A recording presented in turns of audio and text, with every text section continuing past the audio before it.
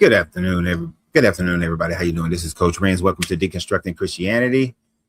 We are here for our, what may be our final talk for the week, but we are here to have another, hopefully, great discussion today without the rudeness of yesterday. So our conversation today is, and I rotate like 3 or 4 different subject matters. So our conversation today is going to be: did the Torah actually happen?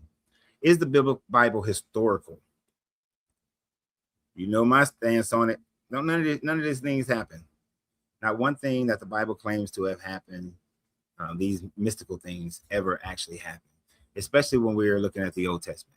Either these stories were lifted from somebody else, some previous story that was well known and popularized throughout the Levant, Mesopotamian, Mediterranean area, or they were just completely fiction.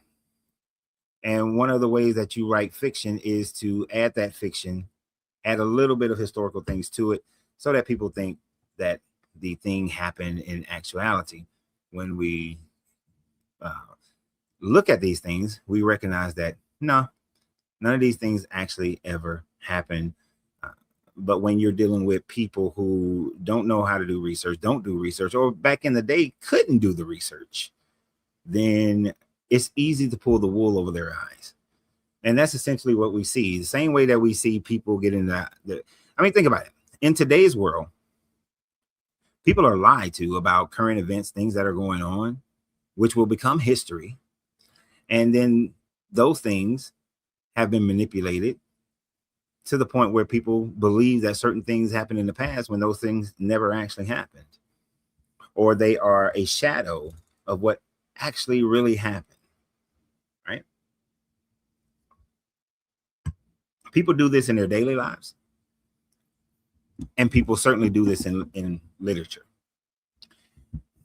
and definitely in ancient literature, which is why most ancient literature is looked upon, when it makes claims that are historical, is looked upon as mythologies. And the Bible is no different. It is a mythology. So the challenge today is for any believers who can actually have proof that any of these things in the Bible actually happened. Now, I put a bunch of Old Testament things up here, but if you want to bring it into the New Testament, talk about the Jesus character, we can go there too. We can talk about the Jesus character as well. We can talk about those people as to whether or not they actually happened or not. But as with every time we come up on a podcast, I have yet to engage with a Christian who actually has the capability and ability to prove that any of these things happen. Most of the time we get the context, or you're believing the white man's beliefs or history, or to the winner goes the writes the story, or you got to be able to read this in the spirit. We get all these excuses from the Christian, but we never get there. We never get any proof. Nothing solid. We never get that. And like I said, they'll use some parts.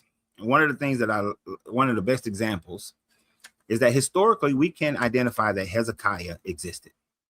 Hezekiah existing, no problems. Hezekiah most likely existed.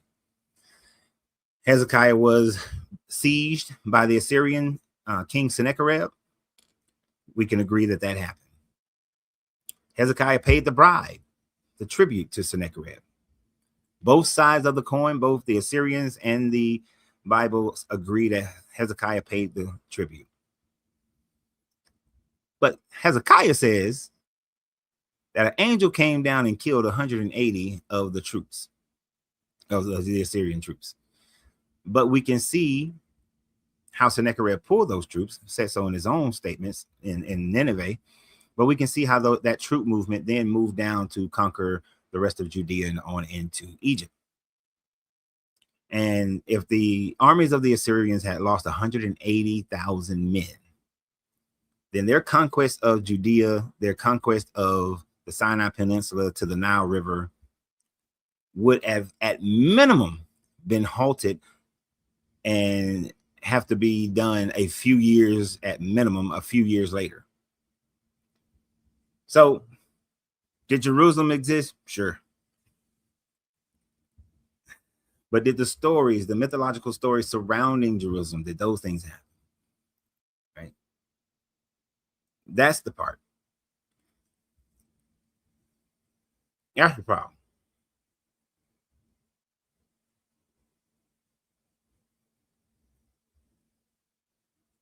I like when these Christians like Fred Adams come on here and say things like this. Go on a talk show, sir. You are afraid to go on a talk show.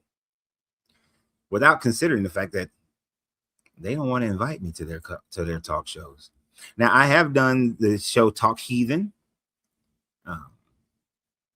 Look for it, and I know that I'm on their roster to do it every so often, to be on their shows. But these people don't want to talk to me. People like Fred think that you can just go on, hey, I'm just going to go up here to CNN and Fox, and they're going to let me talk. You got to be invited, sir. You got to be invited. The ignorance of some Christians that think that lends itself to some level of credibility is astounding to me. It's so astounding. It's astounding. And so many of the storylines that you get from the Bible are taken from other Mesopotamian cultures, whether it is the Sumerian Akkadian texts, the Canaanite Ugaritic texts, the Babylonian texts. So we get a lot of these stories which are similar. Like a gentleman the other day posted on my Facebook, said that there are very little similarities between the Epic of Gilgamesh and the Atrahasis to the Bible. He is dead wrong. There are so many common connections, whether we're talking about the flood and all the intricate details of the flood of Atrahasis, Utnapishtim, Zuasudra, that are pretty much damn near the same. Or the story dealing with the Tower of Babel, which are similar. Or the story of Genesis and the creation of the earth, creation of man, which are similar. There are many similarities within these stories. The one story that may not have as many similarities, that's a big story, is the Exodus. That's because no one in the ancient world thought that the Exodus actually happened. Gotta guess. 6 figures. Yes, sir. How you doing, fam? Doing pretty well. Are you over 21? Yes, sir. Good. Are you a believer? Yes, sir. Without a doubt. Okay. So what are your thoughts on the prompt? So you basically asked, like, did the Torah actually happen, man? I think the Bible actually happened. I think the Torah happened. But what happens, my brother, is that our lifestyle makes God a liar. Because we say we believe him with our mouth, but our actions deny him. Okay. You remember that? Wait. I'm sorry. That has nothing to do with whether or not these events that happen in the Torah are historically accurate. Yes, sir. I was gonna go a little deeper. Well, we're talking about this subject matter. Yes, sir. So do you have any proof that any of these things actually happen? You say you believe it, but do you have proof that any of these things happen? I would say, yeah, just based off my life. Like, think about how when Moses delivered the people from Egypt, right? Parts the Red Seas. We're no longer in Egypt. We talk about, like, the descendants of Abraham, how he said, like, it'd be more descendants than the numbers in the stars, and they'll receive his inheritance. I'm convinced, man, that those who believe are literally living in the promise of Abraham to this day. Like, I live in America, right? Mm-hmm. Alabama, to be exact. Historically racist, historically all of these things. But God allows me, man, to be prosperous, even in a world that tells me that, oh, you're a product of slavery. But I'm prosperous to this day, and I believe that's because of the promise that God had made before I was even here. almost anybody around the world can make the same statement based on their religion and based on the history of their country. If you were someone of South India, then you can look at the persecution of the history of South Indians compared to North Indians, which was very similar to what was going on in the Southeast from the time frame from the slavery that happened in India under the British, to the elevation of the lighter skinned Indians over the darker skinned Indians, and then up into modern times where the darker skinned Indians are way more prosperous than they were 40, 50, 60 years ago. But they would give that tribute to Brahma or to Allah, depending upon, most of them would be to Brahma. Most dark-skinned Indians practice Hindu, but they can make the same claim based on their religion.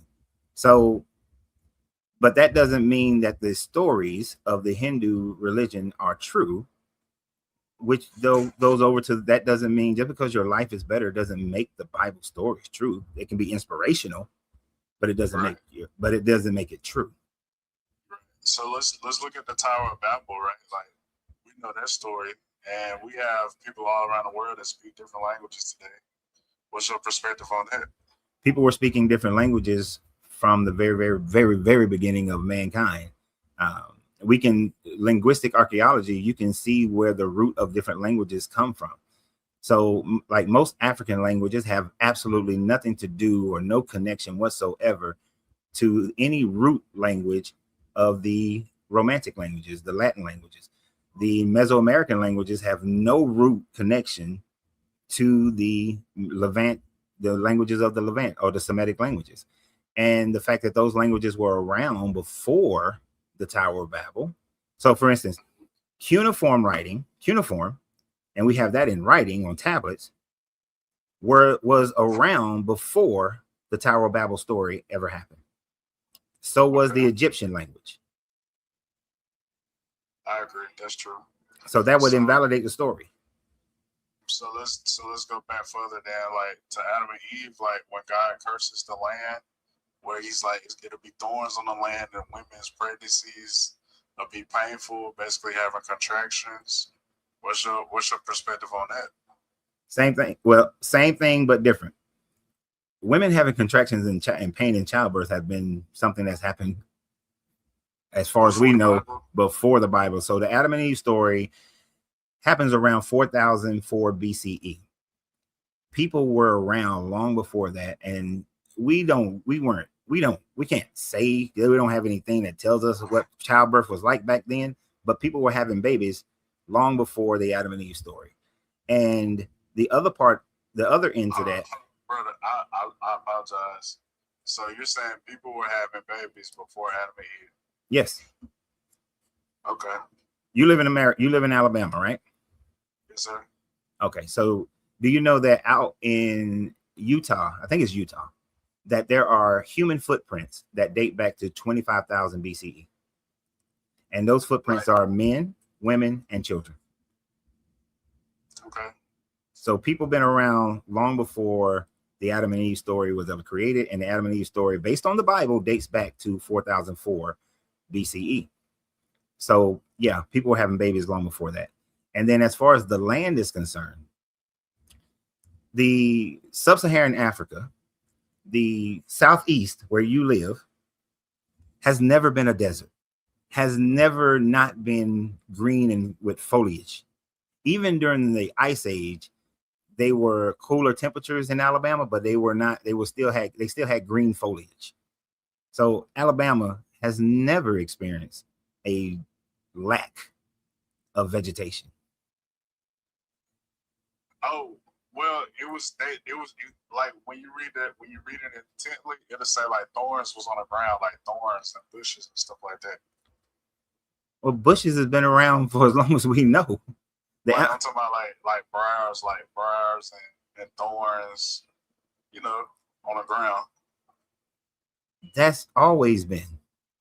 You've always had, wherever those types of, like wherever roses have ever grown, they have always had thorns, for as far as we know. So that whole statement about the land will now be like this, be desolate and hard to work and all that sort of thing.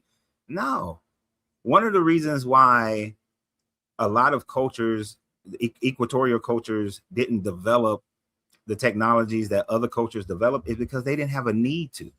They could just go. Food was plentiful. How old are you, by the way? There's a reason why I'm asking. 33. Ah, damn, you too young. So when I'm 54, grew up in Marietta, Georgia. When I was growing up, even when my mother could not buy food, we knew that we can walk across Marietta and just pick fruits, berries, and nuts.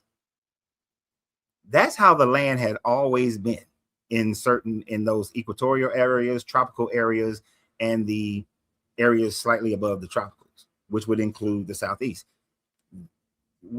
Having food, being able to pick fruit and nuts, it has never been a problem for that region of the planet, all around the planet for the most part. So that still doesn't work. Now, the only thing I will give you in that story is that the word that is used there, I believe the word Eretz is used when it speaks of this punishment. And the word Eretz, although it can mean the whole world, it most of the time, with the context of what it's talking about, it's just talking about the local area. Now, the Adam and Eve part is really talking about the whole world. But I will let it go that it could have been just talking about that area, because that area is deserty. That area doesn't have a lot of growth and foliage. And so the writers when they wrote Genesis in and around 600 BCE, they were referring, their point of reference was the fact that their land was harsh that they were living in. So this was just their justification to explain why their particular land was harsh. They didn't know the sub-Saharan Africa was going on. So they had no idea that existed. So my last thing would be, it's kind of David establishing Israel and Solomon's kingdom. So like to this day, there are parts of like David's kingdom, like in Israel today. Solomon, like when you read First Kings, it says that some parts of the stone still stands to this day. What would you say about that? This is First Kings, right? So this technically not the Torah. Well, when they say to this day, they mean the day that they were in existence, that the day that they wrote it, rather, which would be around that. Let's say you say First Kings, that would be during the Assyrian and the Babylonian time frame. So my brother, I'm sorry for cutting you off. You blessed me when you said that. You said Assyrian. Think about this. Cyrus the Great, man. This is somebody in Isaiah 45, and I know this ain't the Torah, but this is a real figure. Cyrus the Great. This is a real person, my brother. Yeah. This is a real historical figure. Yeah, Cyrus existed. How can we say Cyrus existed and not God, the people of Israel? How can we say that? Let me ask you a question. I'm gonna give you. I know this example is going to seem ridiculous, but this is how ridiculous it is. Would you agree that 9/11 happened? Yes, sir. New York exists. Yes, sir. Did Captain America help out the firemen during 9/11? I don't think so. That's my point. When you're writing these types of narratives, you will add in certain things that can be proven through history, but then you legendize the story to include things that are mystical. So Cyrus, who was called a Christ by the people during that time frame, right? So the Bible, in Hebrew, Cyrus is called Christ. Did you know that? Oh, no, I didn't know that. Yeah, go research that later on. But Cyrus is called Christ. But Cyrus conquering the Babylonians and coming in with the Persians, releasing the Israelites to go back to, now they still didn't have their own country. They were still under the Persian Empire, but releasing them to go back to Jerusalem to build the temple, to rebuild their temple and rebuild the city. We can historically validate that. Have no problem. Those are easy things, but it doesn't prove the mystical parts of the Bible. Just like New York and 9/11 doesn't prove the mysticism of Captain America, right? And if we wanted to use that in more of a reference of how our history is, do you think Alexander the Greek existed and conquered all the way to Pakistan and all that, the Greek Empire? Yeah, I think so. I mean, we got the buildings that he built, we got the autobiographies, we got the coins minted in his name, statues, all these kinds of things, right? But Yes, but does that mean that his mother had sex with a sea god, which produced him? nah. There you go. So just because Cyrus exists doesn't mean that all the other things about the Bible exist. And to go to your statement about David and Solomon, did the temple exist? Sure. Is it attributed to Solomon? Yes, it is. Do we have any proof that Solomon or David existed? 99% no. The reason why I say 99% is because the Tel Dan Stela does say that this king came in. This king says that he came in and he utterly crushed the house of David. The only problem with that, and this is why I give it that 1%, there is the mentioning of a house of David, but there's no description of what that house of David is or was, because the other areas that this king claimed that he crushed would have encompassed the legendary kingdom of David. So we don't know if David was just a chieftain. Was he a warlord? Was he just a very rich or powerful person? You know, we don't know that. Like, I don't watch Game of Thrones, but I think it has the connotation of, you know, like my last name is Reed and I would be the House of Reed. You understand what I'm saying? Okay. So it could be anything. So, brother, like the more we talk about it historically, right? The more we talk about the Bible in a historical context, man, I'm convinced that it's harder to like say God didn't exist than to say he was. Like, not just from historical context, it's harder to say God didn't exist if we just talking about history, because we both agree that Cyrus the Great was real. Right. We both agree that Solomon had a temple or David had a kingdom. Like, we both no, we didn't agree on those two things. I don't agree that David had a kingdom or Solomon built the temple. I said the temple was attributed to Solomon. I don't agree that Solomon built it. We agree. I agree that a king in the Tel Dan Stele said he defeated or utterly crushed a house of David, but I'm not agreeing that that was the kingdom of David. Yes, sir. Now, my brother, I'm asking you this though, like,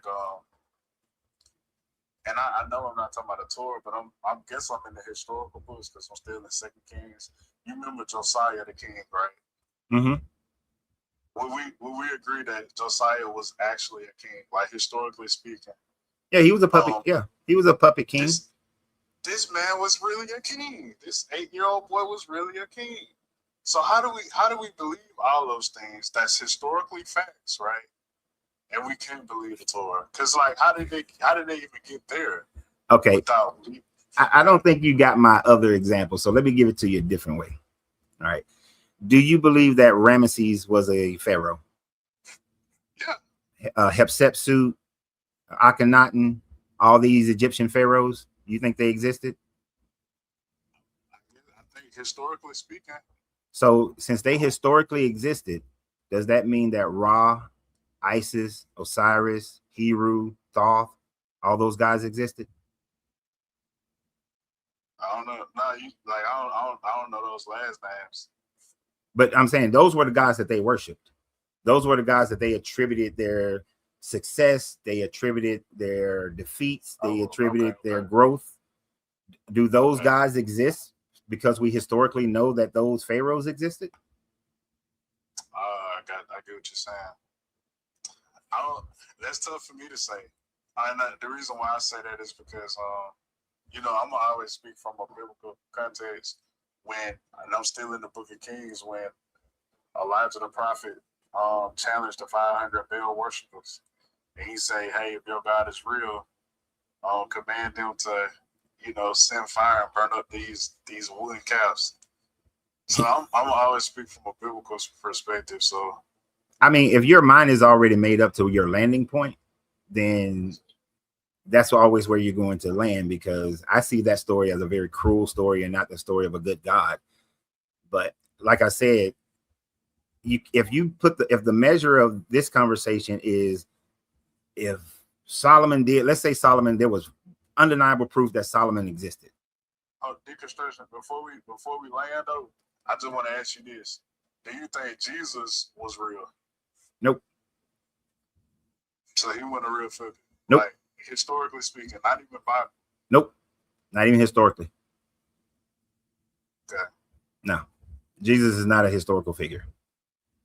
Whether we're looking at the Bible or we're looking at things that are written outside the Bible, there's just so much legend, there's so much fairy tale and misinformation and differences for Jesus of the Bible to have ever existed as a person.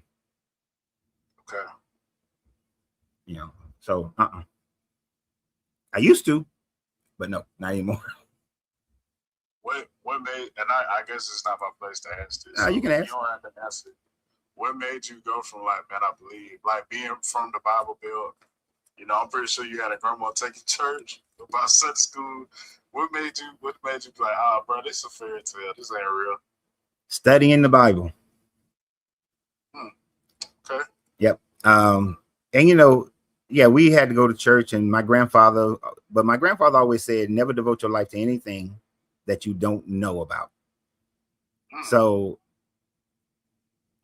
when it came to the Bible, if I'm going to base my life on this thing, I need to study it. And then starting at 9 years old, I had questions. Certain things just wasn't making sense. So I started asking questions. And I kept asking questions, and the more questions you ask, the answer doesn't always come back the way you want it. Especially now, I think one of the major difference between a person like myself and how you have described yourself is the fact that I used to have a predetermined landing point, but then I stopped having a predetermined landing spot and just said, I'm gonna let the information take me where it takes me. Scary thing to do, hard thing to do, but it's the only way to get closer to truth. Never gonna get full truth, but it's the only way to get closer to truth. Because when you've already determined it, you have already set yourself up for an answer, and you're going to force the answer. Like, you know, that girl that you look back now and say, man, I knew I shouldn't have dated her. She had all them red flags, but you had already decided, I want to date this woman. She's so pretty. She's so fine. You completely ignored the red flags. You know that girl? Okay. You've experienced that girl in your life, right? Okay. That's how people do the Bible. I believe in Jesus. I believe in the Bible. So no matter what I hear, what I learn. So you look at it like, man, I regret I devoted my time to that. No, I'm glad I devoted my time to it, because I would have never got free from it. If I hadn't devoted my time to it and opened my mind and not have a predetermined landing spot, I would be a pastor right now. I would have been a pastor for a long time. Okay. And like many pastors I know, they're so caught up into it now, but they know they want to walk away from it, but they feel trapped because their livelihood is based on it. And it's hard to do. And your status in the community, let me add that to it. Their status in the community is based upon them being a pastor. So even though they know, they can't walk away from it. Too much of a disruption of their life. And I mean, I got one pastor. He's just waiting until, because he's part of the Methodist organization, so they have a retirement plan.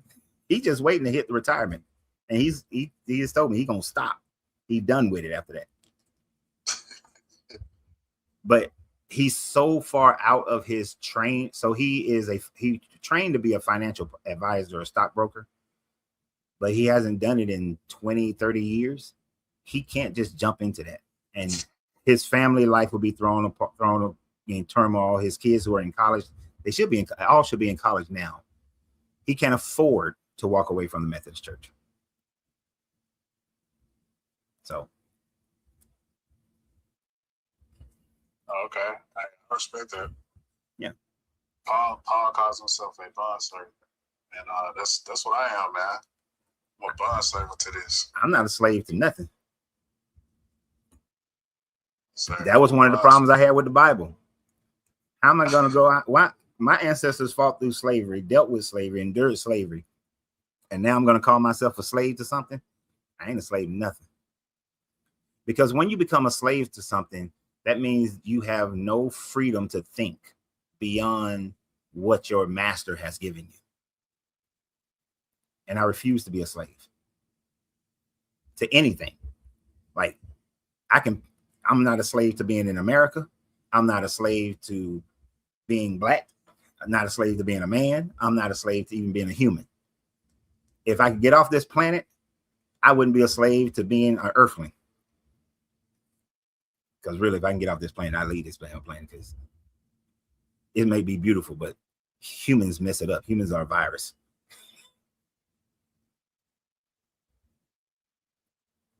Oh, I think his phone, somebody keep calling him or something like that. Yeah, 6-figure dropped. It's a little warmer today out here in San Antonio. Look at Patel. Atheists are slaves to the devil.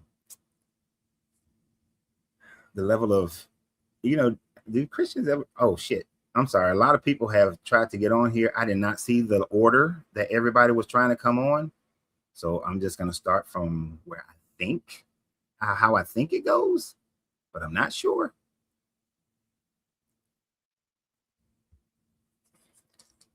Guru.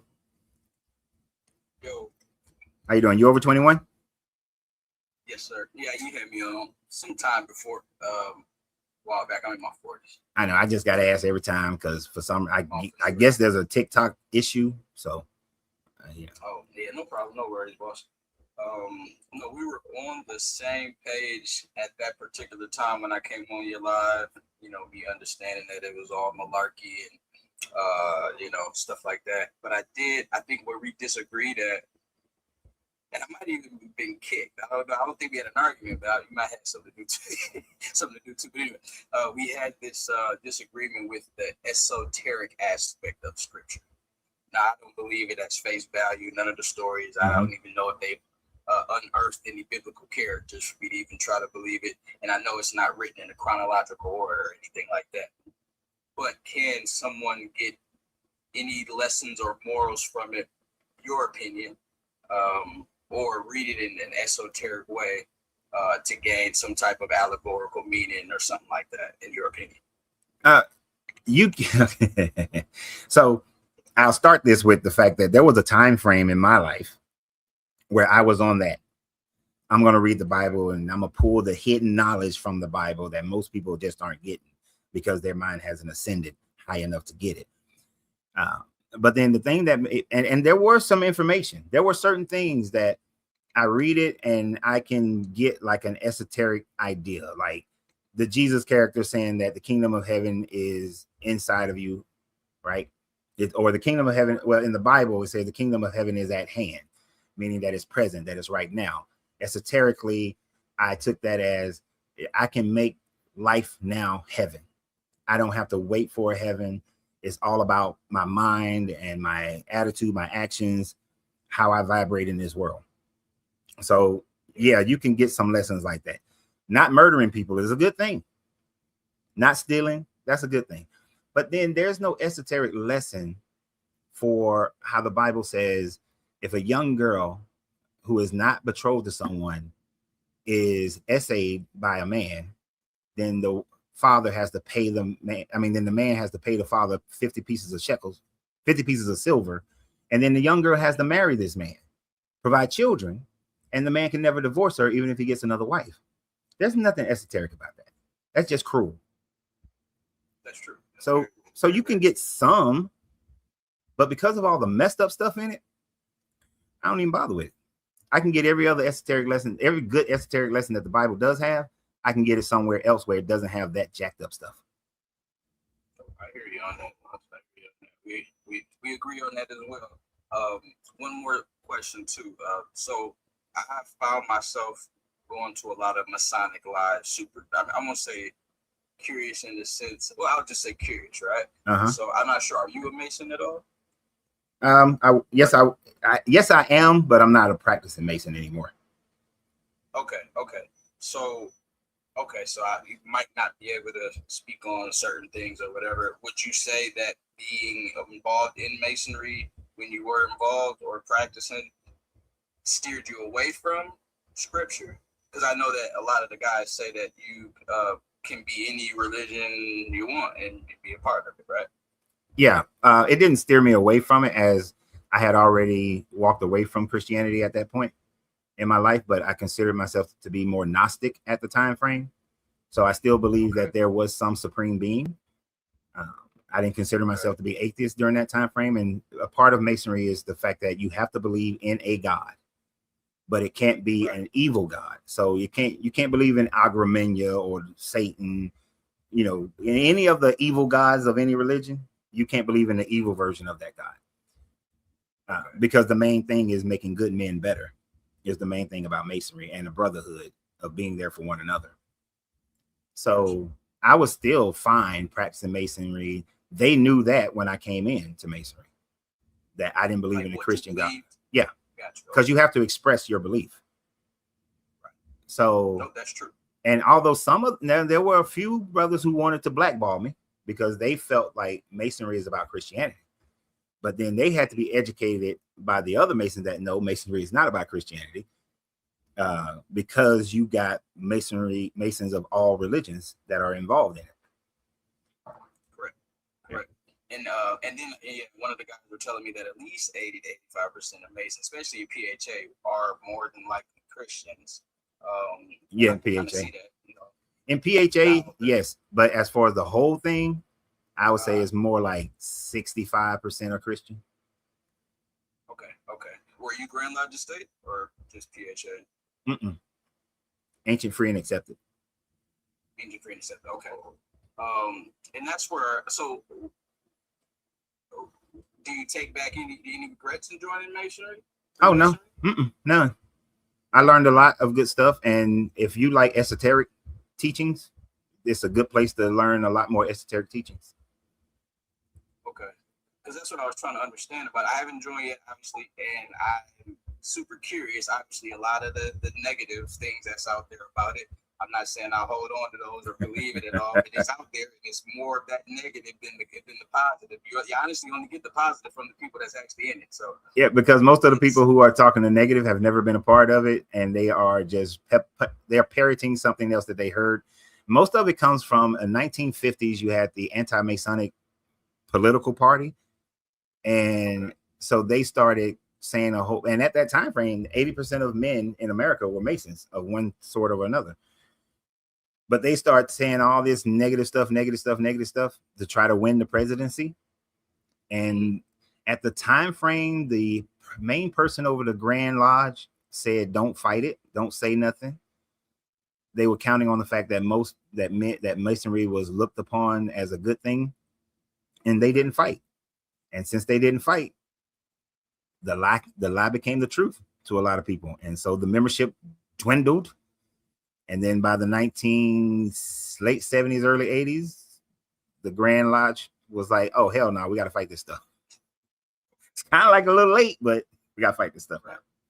Yeah. And I know, not for you, did you stay at, which again, that you guys always say that is the third degree is the highest degree. Did you go into the other appended bodies at all? Yep. Outside of the third degree? Yep. You did? Mm-hmm. Did you get as high as 32? Yep. Or whatever height? Okay. So York Rice got us right as well? Both, yeah. Both. Would you say that the lessons from the degrees, and I don't want to take from your live boss. That's why I'm smiling at you. Sorry about that. Would you say the degrees, the first and third degree, is more expounded upon in those appendant bodies, or is something totally different? Both. Okay. Because I know they say you got to be a Mason to be a Shriner, but a Shriner doesn't necessarily have to be a Mason or something to that effect. Something like that.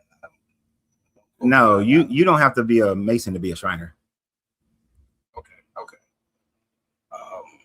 Okay, so yeah, that's what I was trying to understand too, because like for instance, like you would have to put your hand on the BSL of your choice, which if you're a black male, more than likely you're a Christian. And since we're both agreeing that at least I agree that that God in the Old Testament specifically Mm-hmm. is an evil God, only because in Isaiah, 45 verse 7, he says, I create evil. Yep. I don't want to add to it or take away from that. I'm reading it as is. It's in English. I read English and comprehend it very well. So if he is an evil God, did you have that feeling at that time and still did it, or what? Like what got you away from it, or was it just hey, I don't know. I don't know what I'm trying to say. Oh, I think I know what you're trying to say. So I never took my oath on the Bible. Okay. No, gotcha. I didn't use the Bible. I used the Corpus Hermeticum. What's that? In short is, I mean, yeah, it's a lot. Okay. Just don't read the book by Doriel. The Doriel book is a bunch of bullshit. It's a little short book. Even though, well, let me rephrase. You can read that book, but read the Corpus Hermeticum first before you read that little short book. The short book does have most of the major concepts of it, but it throws in some bullshit as well. But the Corpus Hermeticum. Another time I did my pledge on the Tao. The Tao Te Ching. Tao Te Ching. Oh, like the opposite of Tao? Tao? Well, it's the same. You can say Tao or Tao. Same thing. The writings of Lao Tzu. So yeah. And if somebody try to force you to do it on the Bible, then that's probably not a place you want to be anyway. Yeah, I wouldn't do it if I were to join. I wouldn't do it on scripture at all. I was thinking more towards like because I think I asked one of the guys and they said you couldn't use the Upanishads, but you could do like the Bhagavad Gita or something. Bhagavad Gita. Well, that's just that lodge is saying that.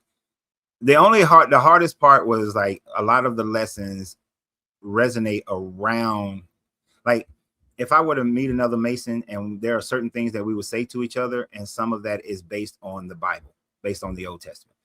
It's none of the messed up stuff, but it's based on the, something that we would say. Some of your passwords are based on the Bible. So you're going to get, that's the only part that, you still have to deal with. Right. Okay. All right. Yeah. And that's what I wanted to know too, because like if I'm going to, and I'm not even saying I'm going to join or not, because again, I don't know, man. Like I said, the other stuff is really making it more of a conflicting choice for me. Because I don't know what I'm about to get myself into.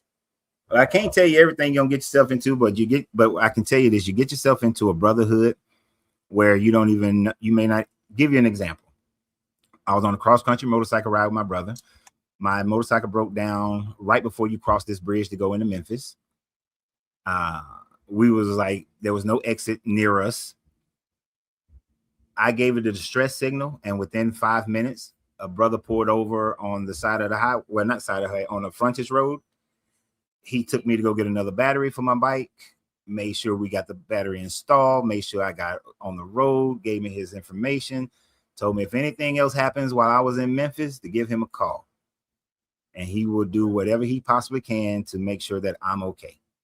So the fact that you have a brotherhood with people that it changes the functionality in life. I've had police officers pull me over and say, look, I see that he says some stuff to me. I respond to him back, and he was like, you ain't supposed to be speeding. I'm like, I'm gonna give you this warning. There's some benefits, is what I'm saying. But you are the same way towards others. Like, if I'm driving down the street and I see somebody letting me know that they're in distress the way a Mason would, I'm stopping. Unless I'm in a position where I can't stop, I'm stopping. I'm finna help this brother. That's just the brotherhood. And that's me naturally, man. Like I want to use this example as saying choosing my battles wisely. Sometimes I'm on my way to work or something like that, and I'll see somebody trying to push their car, Right. something like that. I just use that particular example. I actually got out. I was end up being late. I tried to talk to management and explain to them I was just trying to be a good Samaritan and help out, but they didn't care, obviously. But so I didn't get my time back from being late, but I did help that person out. Felt good about it. And I often do things like that. It's just like my natural character, I guess, or whatever. Mm-hmm. So I guess I'm wondering, like, does anybody who's like naturally innately good, quote unquote good, so to speak, or just will get a shirt off, your back to somebody else, do you even have to join a fraternity like that to still be that good person, if that makes any sense? I mean, I guess I kind of know the answer in the sense that, No, you can still be that person, but just understand that the idea is to make good men better.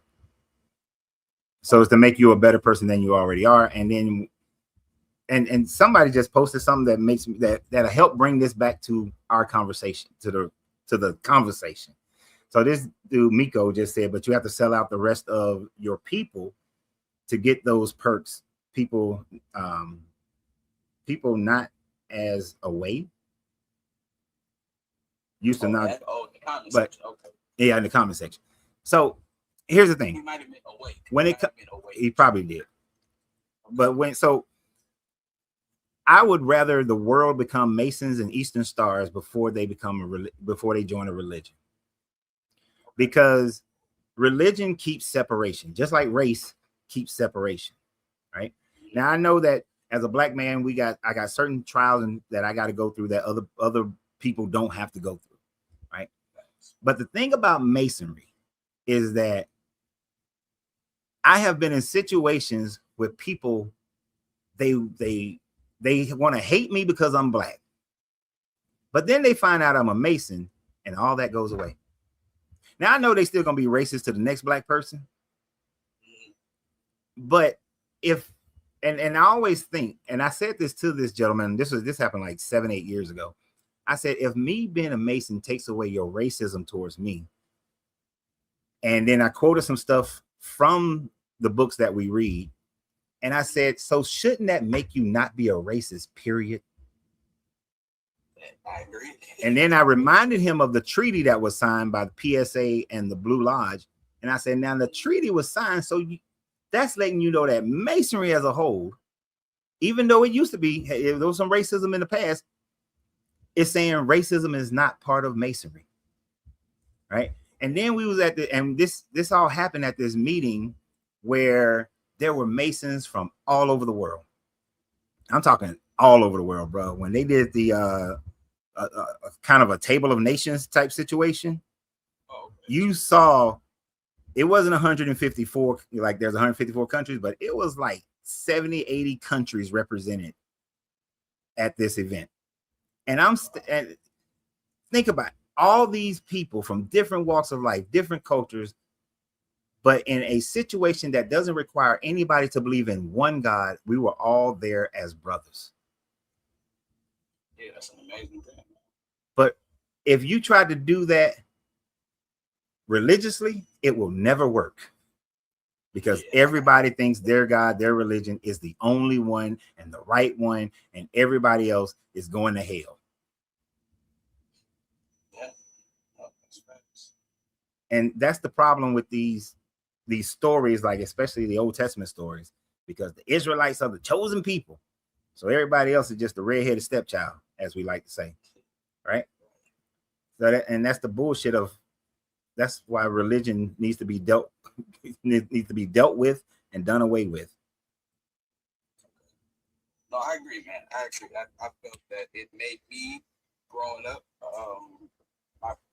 people from the Bible Belt and Mobile, and it just made me a mean person, man. It really did. It made me very judgmental, mean, made me feel like I was right all the time, super arrogant. I read it front to back, and I'm telling people this, and this. Now I find myself going against it, and I won't say completely, but just, pointing out the inconsistencies and the weird stuff that I felt was kind of different. So no, yeah, I appreciate it. It's something maybe there was something in me. I'm like, this guy, he gives off that Masonic type feel. This is why I popped back in. Because, like I said, I think our last correspondence, you know what I said? I think I remember what it was. I think I was talking about matriarchy and how, what if God was a woman opposed to a man, and how Scripture talks about his characteristics as if he was like motherly and things of that nature. And I just kind of went in a whole tangent on the whole matriarchy of things, or the divine feminine. And I think it wasn't like a heated argument, but I just think we talked along on it. You kept going back and forth, and I think you had some shit to do, and you popped up out of there. If you caught me, you catch me towards the end, like today when it gets around 4 o'clock, I'm out of here. I don't care who I'm talking to. I'm out of here. I mean, what would you say? I mean, I know you obviously it's going to be my decision ultimately, and nobody can tell me what to do and what not. And I know you can't tell me much about it. No, I would say that you would be a good candidate for it, and then you're going to find out that a lot of the negative things that you've heard from other people that they just outright lies. Oh, and they do like some of the things in the Bible. A person outside of it will read something. Like some of our books are open to the public. They'll read this. They'll read the part about, oh, you riding a goat, and they'll take that as you're worshiping the Baphomet, and you on a literal goat, and you worshiping the devil. The idea, the term riding a goat came along long before the Baphomet was ever created. Baphomet is I think it was created in the 1600s or 1800s, somewhere around in there was the Baphomet created. But Masonry has been around way longer than that. And that ideology, that's the symbology of riding the goat has a totally different meaning. Gotcha. Okay. I got one more question. It's kind of similar to what we were saying. All right, this is your last one. Yeah, got some more people. I got you. So Rosicrucianism, because it's a whole century older than Freemasonry, and for me, the only book he already shaking me. Okay, talk to me. Let me know what's your thoughts on Rosicrucianism. So Rosicrucian. Sorry about that. Rosicrucians came out after Freemasonry. So yeah, think about it. The Rosicrucians came out in around the time frame that the Knights Templars were betrayed by the King of Spain and the Pope. And Rosicrucian came in. Masonry had already been around before that. So I thought it was 1600s. Yeah, in the 1600s. That's what Rosicrucian, and then Masonry was like 1717. Right? So you're thinking about when the Lodge of England, the Blue Lodge of England, was truly formalized. But Masonry had been around before that. Masonry goes all the way back to the builders of the Egyptian pyramids. Well, not the main pyramids, but the Egyptian temples and other Levantian temples. So it goes all the way back, but mainly the Egyptian temples and the Egyptian rites. It goes all the way back to the tradesmen who had the ability to build these temples. And that's where it comes from. It comes from these tradesmen. That's why a lot of the things are, well, pretty much everything is geared towards builders, because that's where. So it started long. It's had different names. So that might be part of it. And you have to, when you get, it's the deeper digging that you can do once you're there, that you can find out that you get into how it connects back to ancient Egypt, to ancient Mesopotamia, and all of that stuff.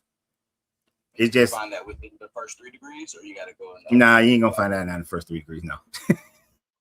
But you don't have to do anything else to find that out. Once you get there, you have access to find out. Okay. You'll have the access. Join the other appendant bodies. I have that access. You ain't got to join the other appendant bodies. I mean, you can. The Shriners get deeper into it, but you can do it. Once you get to that 3rd degree, you have access to the libraries. Okay, and then you can do your own studies. And you can, it's a lot of requesting of information, but yes, you can do your own studies, because that's one of the things I did. I requested a ton of information, because if I'm gonna be a part of something, I got to know it.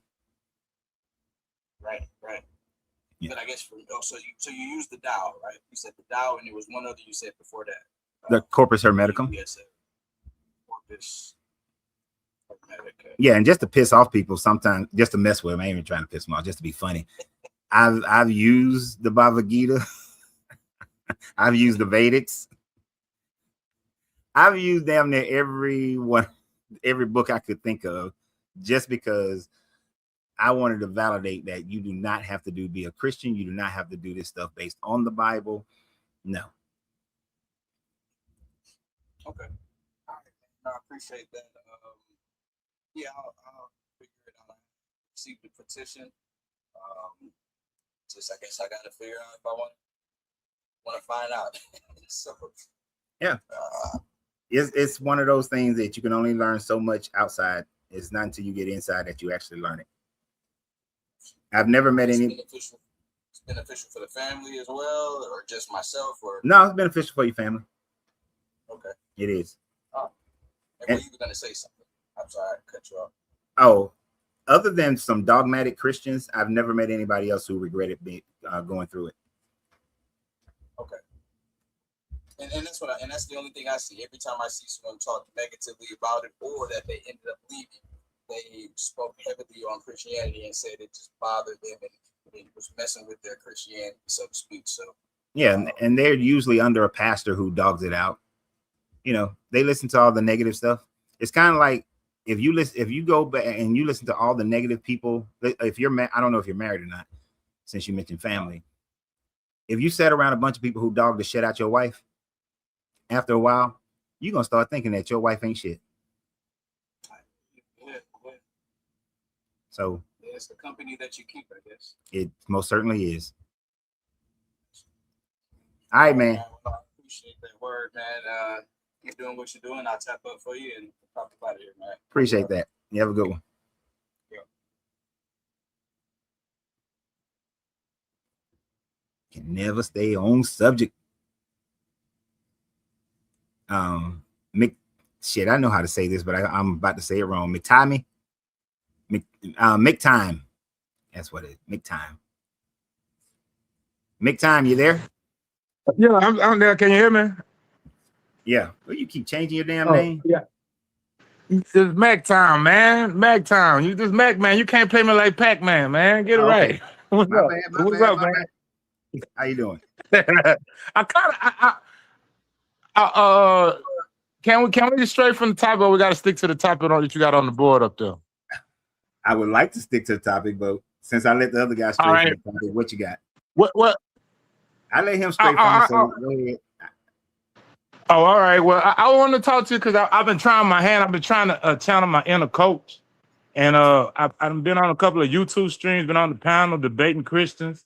And there's one guy, he was bringing up this argument where he was trying to say, hold on, let me turn my fan on. I don't know if the fan was too loud for you. It's Yeah, not. but I just turned it off anyway, so it should be better now. But he was saying that around the 1950s, the U.S. secular government was more like taken over by the atheists, and they changed the meaning of separation of certain church and state. And then what my argument to that was, well, even if that's true, it seemed like that's when the United States took off, because around about the 1950s, after World War II, that's when we surpassed Britain with the British pound as the world standard, and we became a superpower in the world. I mean, is that what's your thoughts about that? Well, in the 1950s, no secular organization took over the United States government. If anything, in the 1950s, that's when we started putting "In God We Trust" on our money, and what is now Christian nationalism. That's where I would say the seeds of that was first sown in. But you got to keep in mind, this was a Christian. This was a Christian with that argument. I didn't believe a word of it, but I just worked with it. It sounds like a person who is a Christian nationalist, and they want to make it seem like America has gone away from God. So they got to pinpoint a time frame in order to suggest that, because they like to say that America was founded on Christian ideas or as a Christian nation, when America was never formed as a Christian nation. Yeah, which is you know that was the Constitution, the Federalist Paper, and the Treaty of Tripoli. America was never formed as a Christian nation. That's what I told him. But you know that was his argument, right? Because and then I even took a step back and pointed out through the vastness of deep time from 2,000 years ago from Jesus, Christianity pretty much had control of the Western Hemisphere, and they presided over witch trials, black plagues, a dark age, and insurrections, crusades, you name it, and slavery too, because slavery ended after about 100 years after the Declaration of Independence, which establishes the secular principle of separation of state and church, right? Well, the Declaration of Independence doesn't establish the separation of church and state. It is Article 1 of the United States Constitution. Yeah, that's why I mean the Constitution. Yeah, that one, that's what established the separation between church and state. And then it was further pushed by Thomas Jefferson in his letters, and which is where we get the terminology of a wall of separation between church and state. But yeah, so it was that was established long beforehand. But what they try to do is rewrite history to say that because the founders, the majority of the founders were Christians, and the majority were, but not all of them were Christians, that America was founded as a Christian nation. But those founders adopted the U.S. Constitution, which was supported by the Federalist Papers, which never mentioned God. And the papers the essays that was written against the Constitution are the ones that mentioned God and wanted America to be a theocracy and not have separation between church and state. Yeah, and see, and my point is, I see it as more than a coincidence that Christianity had control of the Western Hemisphere for over 2,000 years, and they never got rid of slavery. But almost immediately after, compared to Christians, how long Christians had the control of the government, that almost immediately after the Constitution, 100-some years later, they abolished slavery. I think that's more than a coincidence. And then you look at it like at the you look at the quality of life index juxtaposed to the religiosity of a nation or a state. The more you have believers, the worse your quality of life is. The lower you down property taxes, they just bring everything fucking down. I mean, I don't know how you look at it. I'm gonna go ahead, sir. I'm sorry. I mean, you're right. They so a little less than 100 years after we had the Civil War, which the Confederacy fought the Civil War because they wanted to maintain slavery. And in the proclamations written by Jefferson Davis, he quoted multiple parts of the Bible when stating that the South has a right to slavery based on the Bible. And within the Confederate Constitution, it says that they are fighting this war over their right to have slaves. So, I mean, it was Christians fighting on both sides. Yeah. I'm not blaming Christianity for slavery. It was just stupid people in ancient times doing stupid stuff. Yeah, but then what happens is that the morality of the world, because of, I mean, let me tell you what ended slavery truly around the world is moving away from agricultural nations to industrialized nations.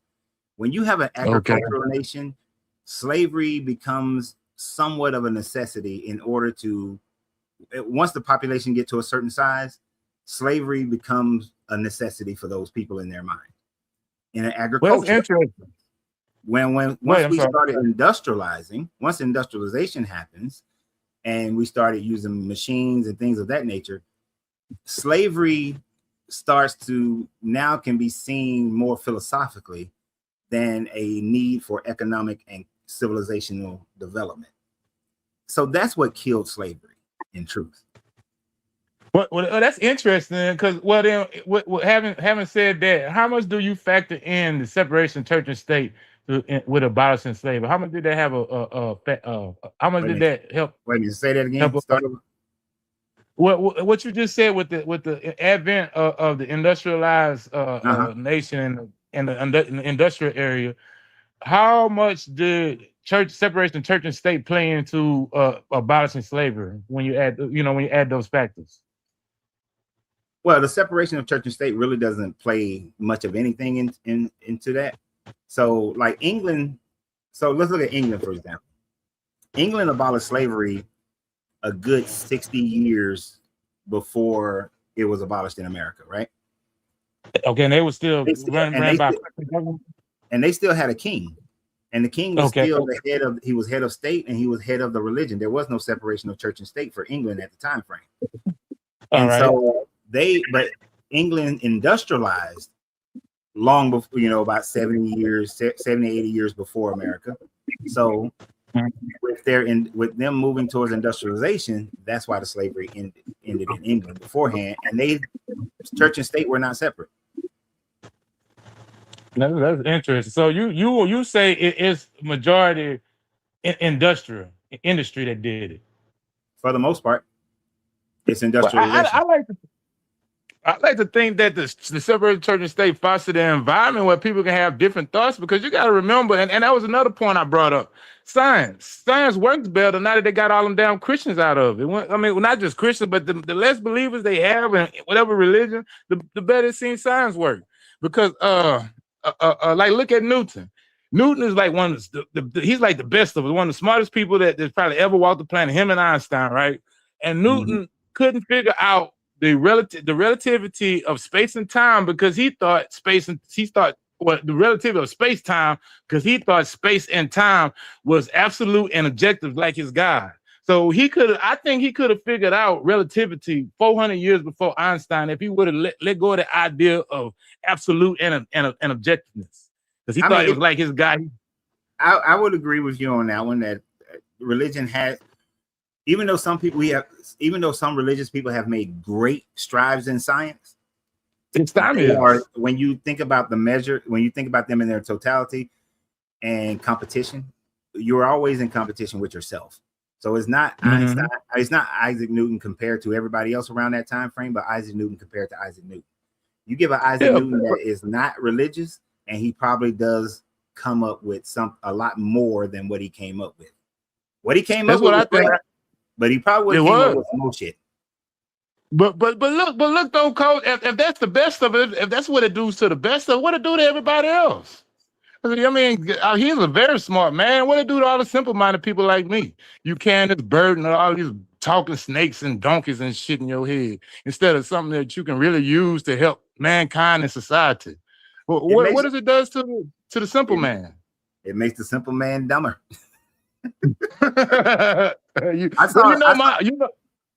It's funny you brought that up, because I saw a graph today, and that graph was showing how science and technology was on a natural growth spurt, and then when the Dark Ages happened, science and technology dipped almost to Stone Age levels as far as growth. And it wasn't until the industrial age, the Renaissance, it picked up. It started picking up. And then industrialization, it like lost its mind. And then with the computer chip, it's just way the hell out there.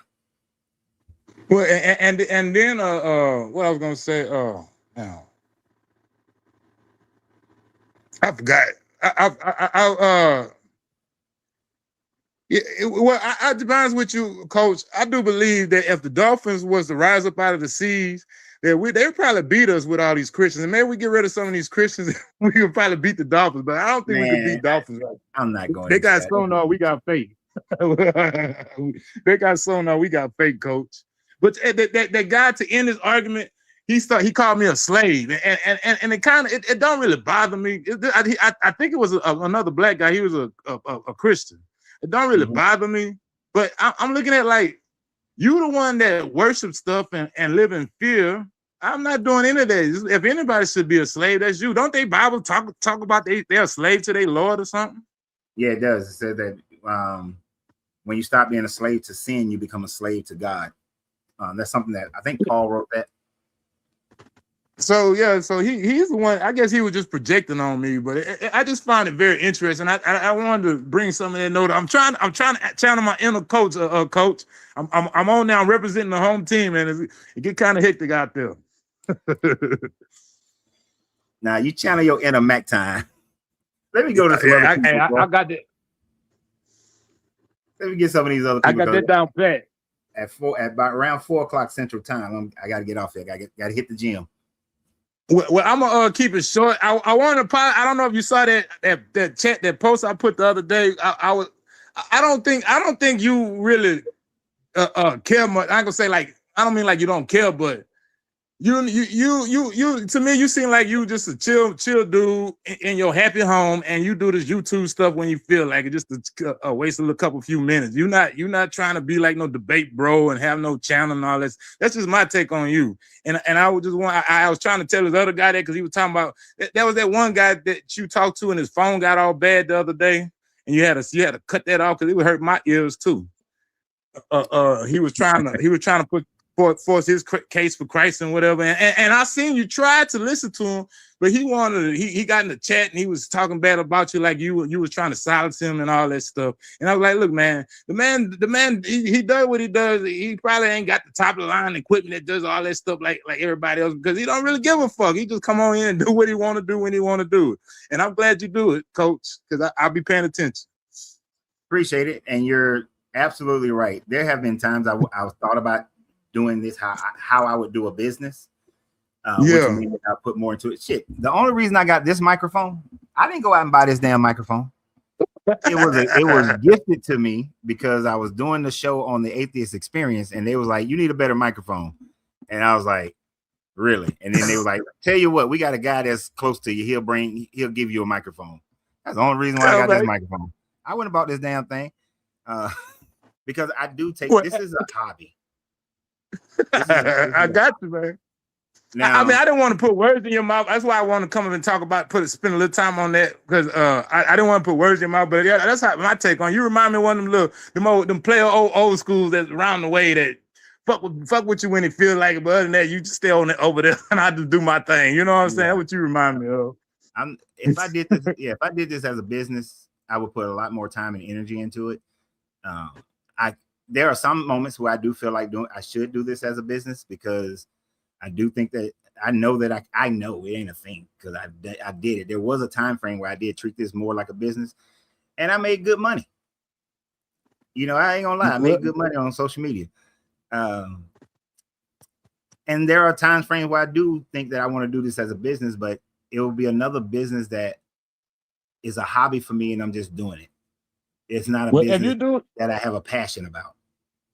If you ever do decide to make this your business or whatnot, I will be there to like and subscribe and do what I can to help you grow. But I appreciate what you're doing right now, man. You are out here speaking truth to truth to power, because they running every goddamn thing. Again. Well, are you a member? Are you a member of the channel? I think I subscribe to you. No, not subscribe. Like, so what are you on, YouTube or Facebook? I'm on YouTube. So did you join the membership on YouTube? The mid-level membership? No, sir. To be honest with you. Well, there you go.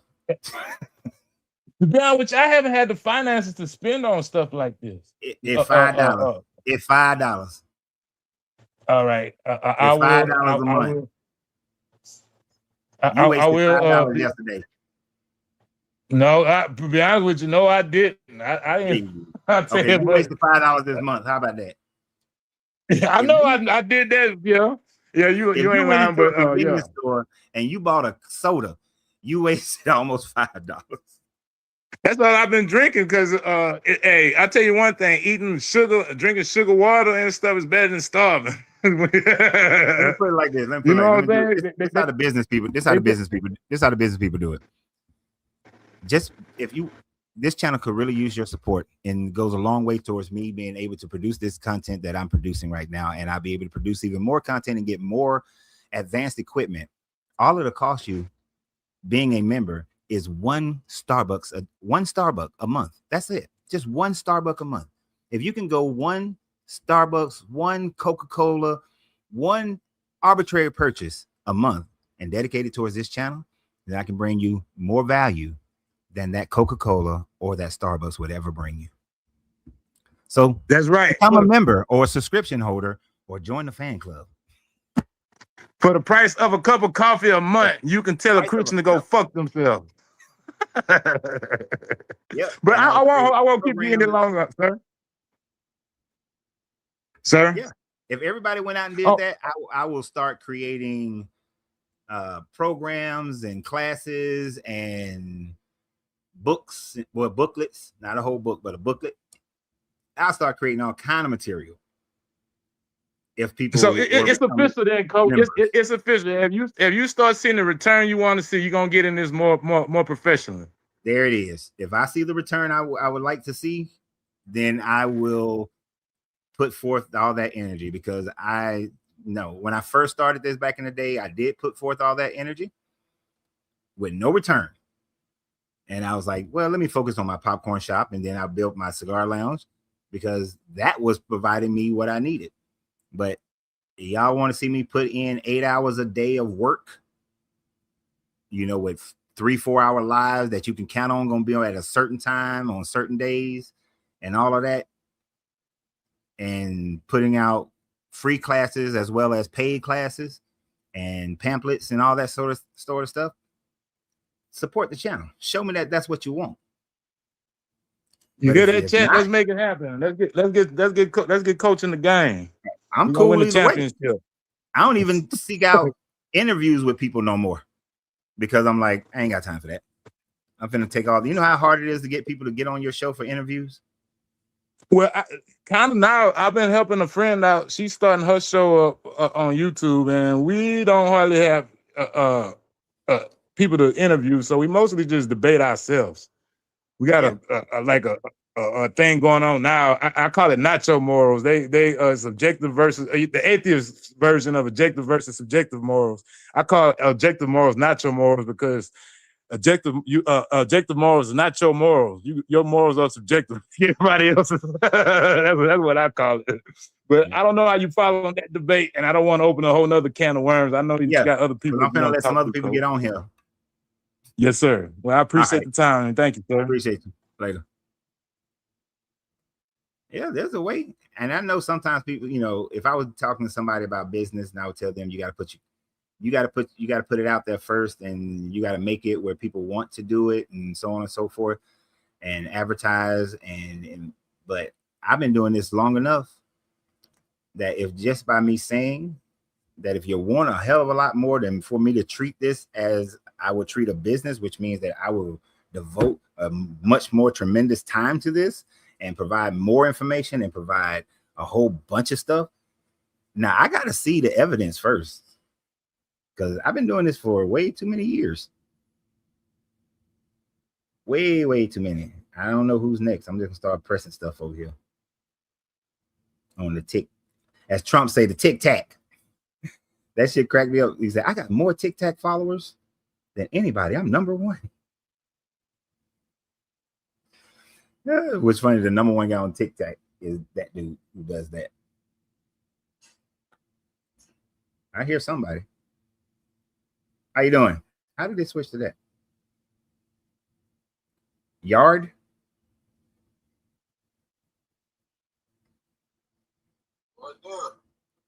Are you over 21?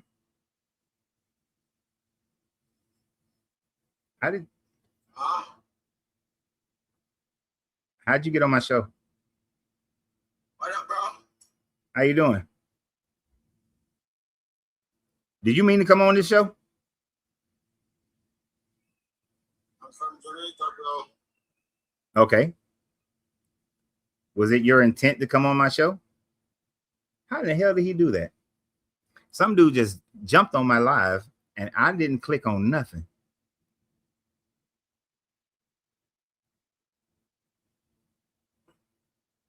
Got to figure out this.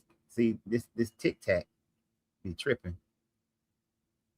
Oh, I know what happened. I was trying to click on the people who was in the waiting room, but I think everybody cleared out. And so when I hit invite somebody. So I don't think there's anybody in the TikTok waiting room right now. Nope, there's not.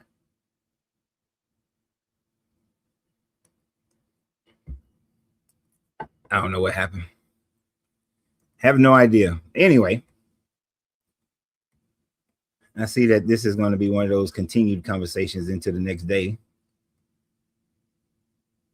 because we've only scratched the surface of today's conversation. I'm curious, how many of y'all would like for me to treat this more like a business and like write pamphlet books, create paid classes, non-paid classes, When non-paid classes really would be like classes for members and subscription holders. So how many of y'all would like to see that? Oh, Lord.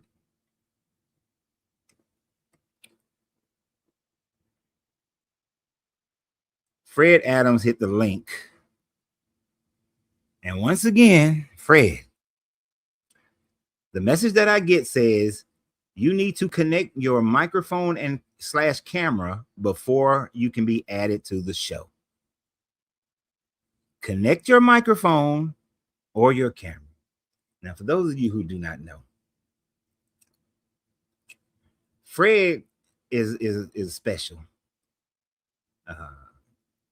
And for some reason, Fred does not know how to connect his microphone or his camera. My wife just sent me a message. Hold on.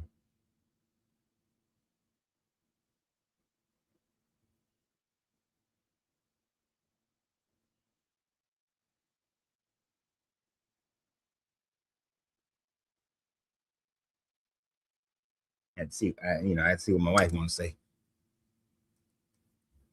Did slavery ever happen? I don't think so. What slavery? The slavery of Exodus? No, that never happened. The Exodus slavery never happened. Yeah, I don't think Fred is real. Fred might be a bot. Because how is it that he can't connect his microphone? Yeah, the Exodus slavery that never happened. There's absolutely no evidence that the Exodus ever happened. Moses is not a historical figure. The Israelites being in Egypt at any time frame before the 1200s never happened. So no, never happened. Was there slavery in other parts of the world happening? Yes. Look. Fred said, I need a new phone. Sorry, sir. You've been saying that for like 6 months, 7 months. You've been saying that for 6, 7 months. I need a new phone. You still ain't got a new phone. You need to stop lying, Fred. That's a violation of your Bible. Is the lies that you keep telling on here. But yeah, Exodus never happened. It's never happened. Moses never parted any Red Seas. These plagues never happened in Egypt. If the plagues had happened in Egypt, Egypt's economy would have been utterly destroyed, which would have then destroyed the economy of everyone else in the Mediterranean. You'd have seen the overwhelming majority of the Mediterranean go through a depression. But there is the only time frame we see that's close to an Exodus time frame is the Bronze Age collapse. And we know that the Bronze Age collapse has absolutely nothing to do with the Israelites. The Bronze Age collapse happened. Most think it's a combination of drought and other weather things and just too much and war. So, but that happens around 1000 BCE. Mother Teresa. Mother Tamika. Oh, Tamika, my bad. I'm so sorry. I apologize for that. Because I was gonna say you might want to change that. You don't want to be Mother Teresa. No. How are you over? I'm doing all right. You're over 21, right? Yes, I am. Okay. And are you a believer? Well, I used to be. Okay. I was raised up in the church with 2 so-called pastor parents, and I love what you're doing because it's some of us that's been on the other side that got lost from Christianity or whatever. Mm-hmm. But it took me to realize how evil the people was that was raising me, because if a wall white and if they say it's purple, it's purple. So a lot of stuff in religion, it was forced on me. And so Mm-hmm. once I started kind of growing up and seeing that a lot of it wasn't real, my breaking point with deconstruction is when I start doing a study on 325 BC. When they started I guess putting the Bible together. And I looked up Lucifer's name. And when I did, it said Bishop Lucifer. And I was confused. Okay. And so when I typed it in my phone and looked up the name, he was a real living person. He was there in 325 BCE when they started putting the Bible together, but he didn't agree with what Constantine was saying, so he was vilified. And when you actually, if you could take time and you could look it up, they sent him to they sent him to Africa, but when you actually sit and read everything, ain't no way you gonna trick me and tell me he was an angel. And when in churches, they call the bishops the angel of the house. And so when I went to look deeper, his body over there in Caligari, Italy. He died he died over there, his body over there. You know, you got people that knew he was a person, because remember, we over here in America. Stuff that happened overseas and stuff, a lot of us, we don't know what's going on. But when I found out the lie, the Lucifer lie, when I found out he was a bishop in the church and he was there when they was putting the Bible together, I don't believe nothing now. Because if you gonna lie about the biggest villain in the Bible and he was an actual breathing person like me and you, I can't believe nothing else. So let me give you some clarifications, if you don't mind. Go ahead, of course, right. I don't mind. So the clarification is this. So the Council of Nicaea, which is the council that you're talking about in 325 CE, that they didn't canonize the Bible at that time frame. The main emphasis of the Council of Nicaea was to establish a Roman dictated order for Christianity and to clarify who Jesus was, because the biggest issue was infighting amongst Christians at the time, and the Orthodox Christians were trying to teach a Trinity, whereas you had more Gnostic Christians and Lucian Christians who were, and this is from a guy named Lucian, but this main person at this time frame was Arius. Arius was out of Egypt, and Arius was saying that Jesus was not a part of the Trinity, but he is a God-created being. So that was the biggest argument, and out of that came the Nicene Creed. Now, at that time frame, you did have a guy named Bishop Lucifer out of Sardinia, Italy. Bishop Lucifer, he fought for the Nicene Creed. He thought that Jesus and the Trinity was all one great thing. And it wasn't uncommon at that time frame. You know how they call the little choir boys and all that kind of stuff? It wasn't uncommon to call little boys Lucifers, because they only looked at the word Lucifer as a light bringer. It is not until around 405 when the Vulgate, which is the Latin version of the Septuagint, was put together, the Latin version of the Bible, I should say, of a Bible was put together, that then Lucifer out of Isaiah was translated to mean the devil. So you have a bishop and boys called Lucifer, but it was a good thing. The Bible then was canonized somewhere around 369, 370. Once that got canonized and then converted about 20, 30 years later into Latin, that's when the name Lucifer started meaning the devil for them. So they didn't. I still don't believe it's real. I don't believe Christ existed. I do believe in the process of the crystals that the woman has every month when the pineal gland leaves and you got egg that goes. I believe in that's the Christ.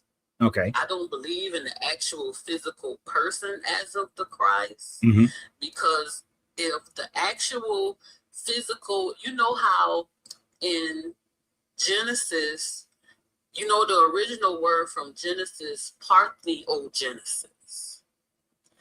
And if you gonna change, I look at the big changes in the Torah. The word parthenogenesis, that means a woman was having a baby by herself. She didn't need male intervention. That cannot happen. That is an impossibility among mammals. That's just a scientific impossibility amongst mammals. No female mammal has ever and cannot have a child on their own. Okay, so when you take the partheno off, you just have the word Genesis, the beginning of what, you know. Okay. Respectfully, am I allowed to? I do believe in parthenogenesis, but as a man, I can understand why you would say it can't happen, because truly, you know, you're not a woman. It wouldn't matter. It wouldn't matter if I was a man. It doesn't matter if I'm a man or a woman. Like I was telling the guy earlier, I just go wherever the information takes me. I don't have a predetermined landing point, so I don't have this patriarchal mindset. If it was possible for women to have if I can show you proof it existed, marry the proof that it existed. What's the proof? Mary? The example that they give about Mary, not saying Mary existed, but I'm saying the example that they gave. Mary is not even an example. No, it's not. Mary is an example of how in that time frame they believed that gods would come down and have sex with women and have babies. No, that was parthenogenesis. That was parthenogenesis, but at the end of the day, I'm gonna land my plane and I'm gonna agree to disagree, and I'm gonna tell you thank you, because I've been listening to you for a couple of days, and a lot of stuff I do agree with, some stuff I don't agree with, but thank you for beginning the deconstruction conversation. I appreciate that. I do appreciate that. Yeah, thank you. You're welcome. All right, thank you. All right.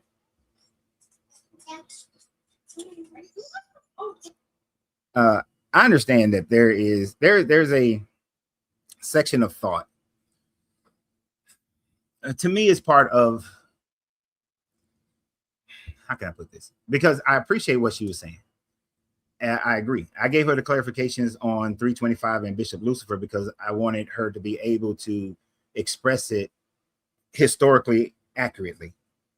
I still agree that the Roman Church came and took what was already a messed up religion and made it worse. And that all their political involvements is a reason, is definitely a justification and reason to question the Bible and pretty much walk away from it as you get deeper and deeper into it. So I'm glad that she's going deeper and deeper into it. I just wanted her to have clarification on Bishop Lucifer and the timing of how words change the meanings. Kind of like how we use the word awful now is only has a negative connotation, but in 1600, the word awful had a good connotation to it. It meant it still means full of awe, but it was full of awe of something great, but now it's full of awe of something negative, like a storm. So I just wanted her to have the clarification on what happened in 325 and Bishop Lucifer, and then the Vulgate, which changed, is when they merged the serpent, Satan, Lucifer, the beast, all into one being, right? Now, as far as parthenogenesis is concerned, that is part of it. And I remember I dated a woman who was thinking this way as well. And I'm not saying that Mother Tamika is the same type of person, but part of it is there's a philosophy of thought that is growing amongst women, especially Black American women, where the idea of the woman is God, women can create without men, that there are these internet people who have been putting out all these videos claiming that parthenogenesis is a reality.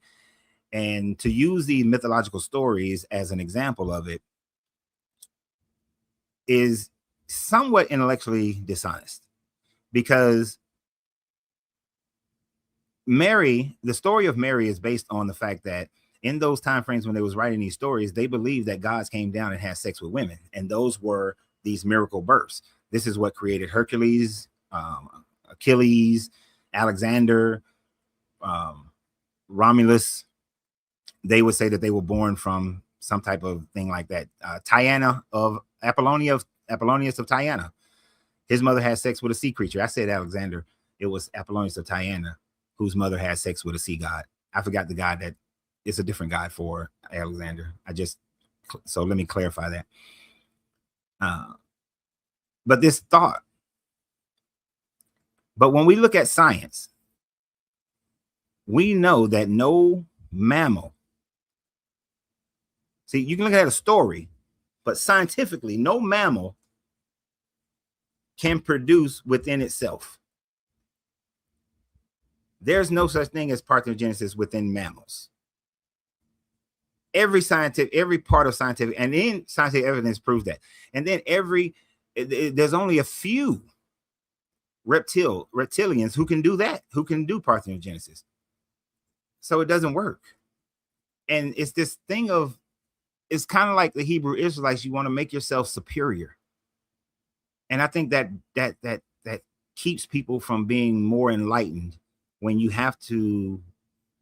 believe in something without facts, utilizing fairy tales to then say that you believe this to be true, that it stops your growth.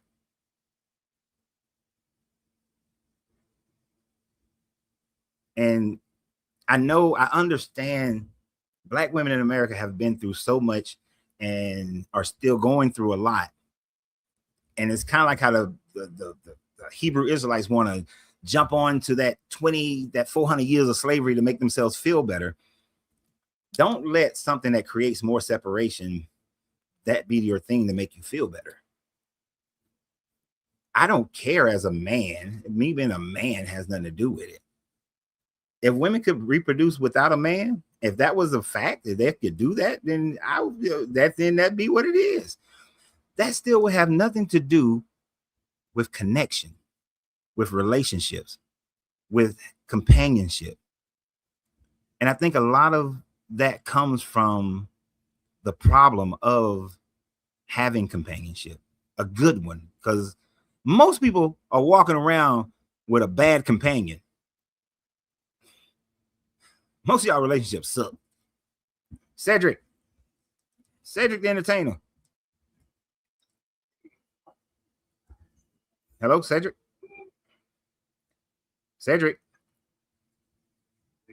I can barely hear you. Are you over 21? Is incredibly low. I need you to speak up louder because you're speaking into the same mic that I'm speaking into. It's a little bit better. So you're over 21. Are you a believer? Yes, I am. Okay. Do you have something about the subject matter? I was just curious. I'm just listening. I like to listen a lot, try to get much knowledge as I can before I, step in with something. Okay. But all of these things you're saying, I do believe in. And like a lot of this stuff that they telling us is just not truths, but they've been pounding it into us. So a lot of us just believe in whatever they tell us. And I'm not one of those. Okay. So then why do you believe in the Bible? I'm assuming, is it the Bible that you believe in? Somewhat yes, somewhat no, because like a lot of this stuff they're telling us, I think we're getting half truths, not the total truth. Okay. So like some of the prompts that I got up there, what's a truth?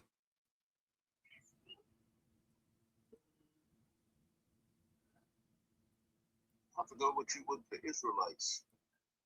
That the what? Israelites. I mean, what about them? What about the Israelite that's the truth? I just feel like people that saying they're Israelites and so forth and so on, it's not melanated. It's really not Israelites. I don't think. Israel. Right. Okay. I mean, to a certain extent, the ones who are claiming to be Israelites probably are not genetically Israelites. Yeah. That's what I'm saying. I don't think they are, but they do. No, they probably not. Most of them. I mean, you did have the time frame when the Roman Empire dispatched the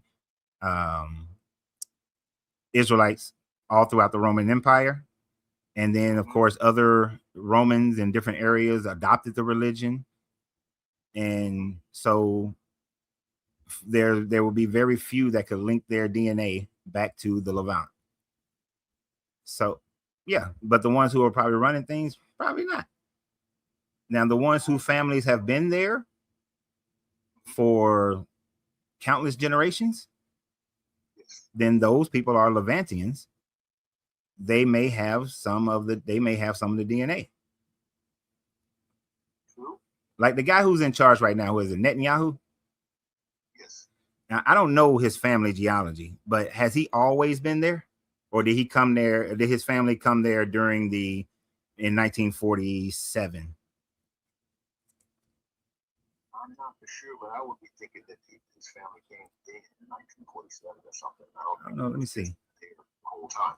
I might be able to find that out real quick. The whole problem is going to be spelling his damn name. That's true.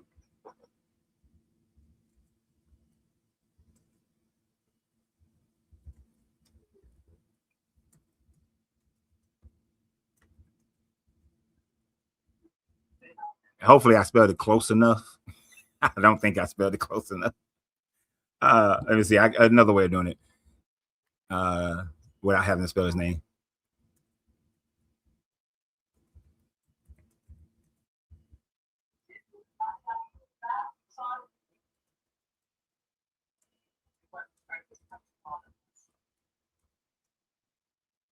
Damn, why is this messing up on me? They have a mind just like we do. What's that? Computers have a mind of their own just like we do. I know.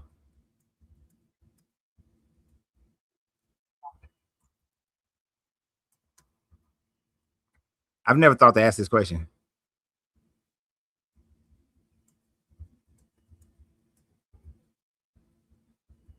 So it's not something that I would have. I usually hold a lot of information that I research, and I usually research a whole bunch of information that I never talk about. I've been following for a while. Right? This is my first time on live.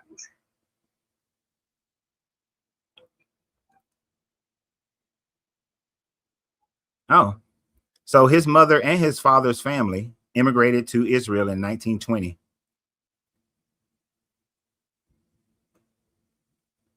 So they was immigrants. Yeah, so they immigrated there in 1920. So, and his paternal grandfather, he immigrated from Poland.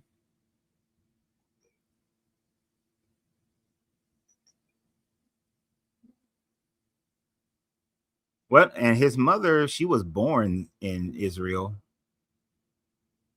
She was born when it was called Palestine. So his father's family, they came from Poland. His mother's family were already in Palestine. It doesn't really break down how the any further than that. I'm sure I can go deeper. Probably a little deeper, but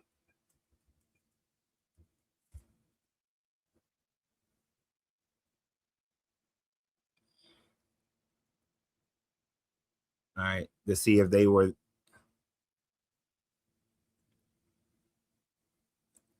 Nope. His grandfather was a Polish in Belarus.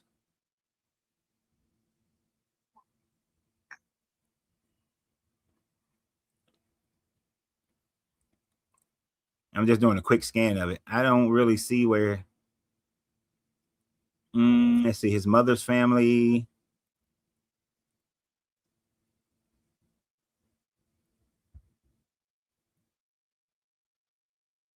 She was born. She was born in Palestine.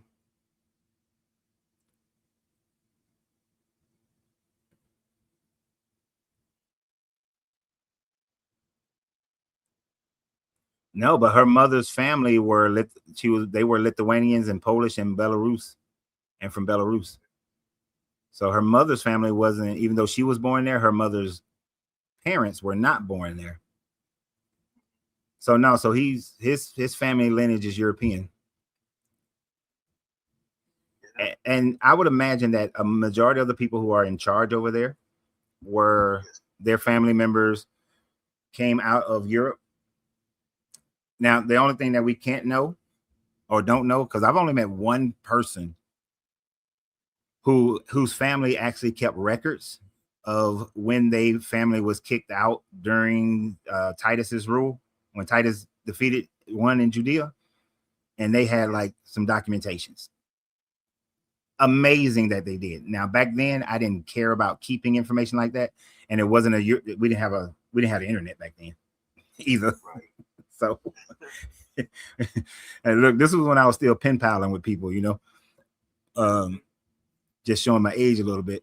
But yeah, so I would imagine the Palestinians are probably the people that are closest to the ancient Israelites than anybody else, but they're going to have a ton of mixtures within themselves, mixing with Arabs, mixing with Europeans, mixing with a whole bunch of other people. I don't think anybody would be able to truly identify themselves with the Israelites of the first century CE and beyond. That would be very difficult. And I know we do the blood types and phenotypes and all that sort of thing, but we don't have any blood types of first century people, of 500 BCE people. And then you got to look at when they were under Greek rule. People gonna get some Greek in them. When they were under Persian, they got some Persian in them. When they was under the Babylonians, they got some of that. And when they was under the Assyrians, they got some of that. So they're gonna have some mixtures all up in their bloodlines, you know. It's hard to come find a pure-blooded Israelite. Yeah, I mean, shit, it's hard finding a pure-blooded anybody. Yeah, but everybody been conquered at one time. Once they do, they Yeah. immigrate. Everybody just mixture. That's a big mixture.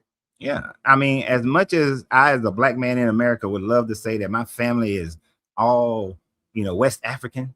No, there was a white man named John Reed way back in 1850. And on my grandmother's side, there was a Creek Indian man before, you know, when they signed the treaty, the Five Civilized Tribes Treaty. And then now, even though most of them had to leave during that whole Trail of Tears stuff, he stayed. Right. So, and he stayed and he married a black woman. You know, there's a pinch of white and there's a pinch of European and there's a pinch of Native Americans. The overwhelming majority is West African, though.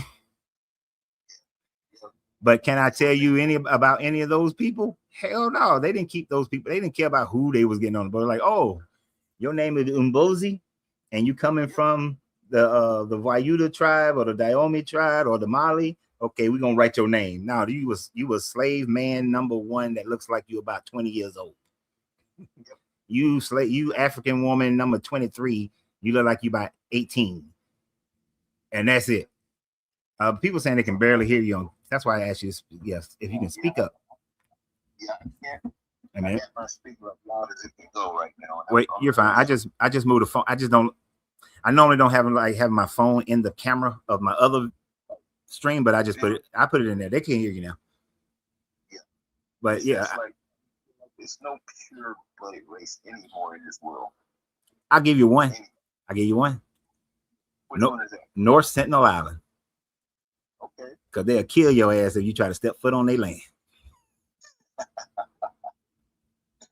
That's the only one in the world, man. These are some Southeast Africans that ain't had nobody bother them, ain't nobody mix with them. If you didn't come on the original trip over, way back whenever, thousands of years ago, you ain't part of them people. Them people been just by themselves. And I wish that we could say that in so many words, you know. Every time we get something, it gets destroyed. You would have to see. I understand the sentiment, but I can't agree with it. Let me tell you why. The world was, we will be living in a backwards ass world. I know a lot of hardships have come from exploration, colonization, enslavement, but if everybody had just stayed in their own lands and never left their own lands, then technology would not have advanced to the degree that we're at now. And I personally appreciate electricity, plumbing, AC. If I was, bruh, this garage would be 100 degrees if I didn't have AC. I know that's right. So, yeah, there's a lot of effed up things that happen, but I appreciate the technology. And that can't, and if it wasn't for, I mean, it would be nice if exploration did not create colonization, didn't create all the wars. Yes. And we still were able, and no slavery, and we still were able to advance. But unfortunately, most innovations, war creates innovation. Yes, that's why they always wanted war, because it created innovation, and then it also create revenue for whoever's at war. Yeah, you know, that's what the biggest thing with them is the revenue. I do believe. Yeah, the hard part now is that we're growing more and more into an era of enlightenment where we can innovate without having war. You know, we look at problems and we solve them, and we have the world's knowledge to be able to do so. We still innovate certain things because of war, because of hardships, famines, things of that nature. But it would be great if we could just, live a Star Trek life. What you say? That used to be one of my favorite programs. Yeah. Coming up, Star Trek. Showing my age now. Yeah, I would love to have been born about 2,000 years from now instead of now. Mm-hmm. I'm too damn early. I was supposed to have been born with replicators and flying cars and going into space with like no problem. I wasn't supposed to be born now, as far as I'm concerned. About how things was when I was coming up. I was born in the 50s, mid-50s. So like my youngest son, he said, "Pops, you done seen just about, and we lived through a lot of stuff." Yes, you have. So it amazes me how things have changed and how it's not as bad as it was. And I tell my boys all the time, "You're wrong. It's the same or worse." Yeah. It's not physical. It's mental now. Exactly. It is. It's all mental. Everything is more mentally mental anguish than it is physical anguish. There is still a lot of things we still got to work on physically in this world. And I think that, but one of the things is that, to go back to the subject matter, we got to religion has to go. I do believe in that, because I don't think, I tell people, if somebody would come and enslave you, why would they give you something to help you get out of that? Right. They wouldn't. They give you something like that. Don't make no sense to me.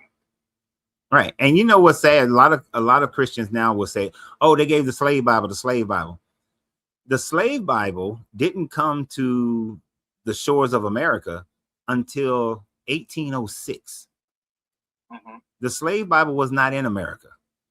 People got the Bible. They were just told what parts they could read and what parts they couldn't read. Like the one or two slaves who could read, they would only be able to teach the parts that the slave master told them. When the slave master was doing the reading, he only read the parts that kept them enslaved. They wasn't reading Exodus. Exodus was outlawed to be read. Now the slave Bible, which is the chop down and take a lot of those stories out, that was used in the Caribbean and in South America it was pushed mainly. The main reason it got a push was because of the 1804 Haitian Revolution. That's when it was like, "Oh shit, we got to really push hard on keeping these slaves in a slave mentality." Right. And then a lot of times they will take some of those slave masters or whatever you want to call them, and they'll bring them over here to the Americans. Like Louisiana, and they would do all these weird things to the slave to try to keep them in line. Oh yeah. Hey, buck break. Yep. I know you. I knew where you was going. I just let you know you can say it on my. I say whatever I want to say on this channel. But I'm at the doctor's office. I got to go take her X-ray, but I will get back with you when I get done. oh, okay. Appreciate it. Okay, appreciate you. All right. Good health.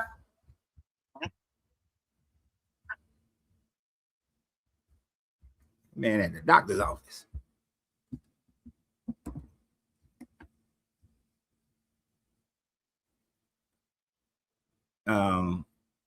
Tough says I don't agree. It would be better. I don't know, Tough. I mean, the Romans did come up with some good plumbing and some aqueducts, so maybe plumbing would have been something that would have happened anyway. But would that have happened? Let's say I knew exactly my family members, and I knew exactly where in Mali and Ghana my family were. Ain't no guarantees they would have got the plumbing if there was no connection. I need this plumbing, man. You gotta have my AC.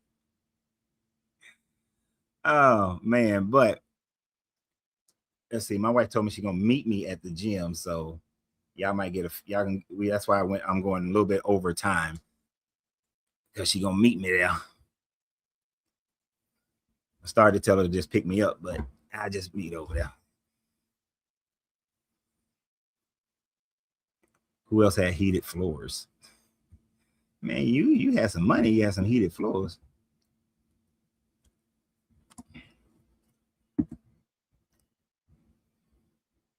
Let's see, anybody? Let me see if there's somebody else in the waiting room before I. Okay, nope, nobody's in the waiting room. We didn't get to talk about the subject matter that much today. We didn't get to talk about that. I know. I think sometimes y'all just like for me to come live because y'all can argue with other people. Like, I don't care what he's talking about. I want to talk about what I want to argue with this person. Oh, Amanda said heated floors when it's 90 degrees out. No, I wouldn't have a heated floor now. But for those couple of weeks in San Antonio when it's cold, I take a heated floor. Oh, my wife must be listening. Hold on.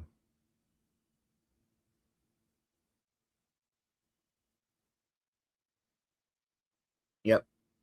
I'm gonna have my wife pick me up because like she said about the 90 degrees, it's riding my motorcycle right now when it's 90 something degrees. That's not good. That's hot. That's hot. Even though I'm only riding it like for 10 minutes to get to the gym. It's hot. I don't want to ride this bike. Now, if it was 9 o'clock tonight, I ride it all day long when it's 89 degrees, 87 degrees here.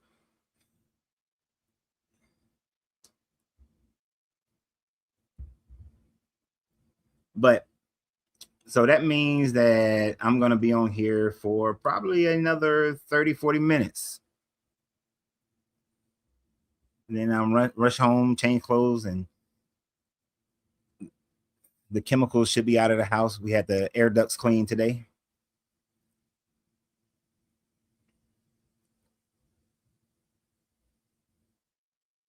Yep. The air duct man came to clean the air ducts. That's why I started like 30, 40 minutes later than I wanted to. Had to let him in.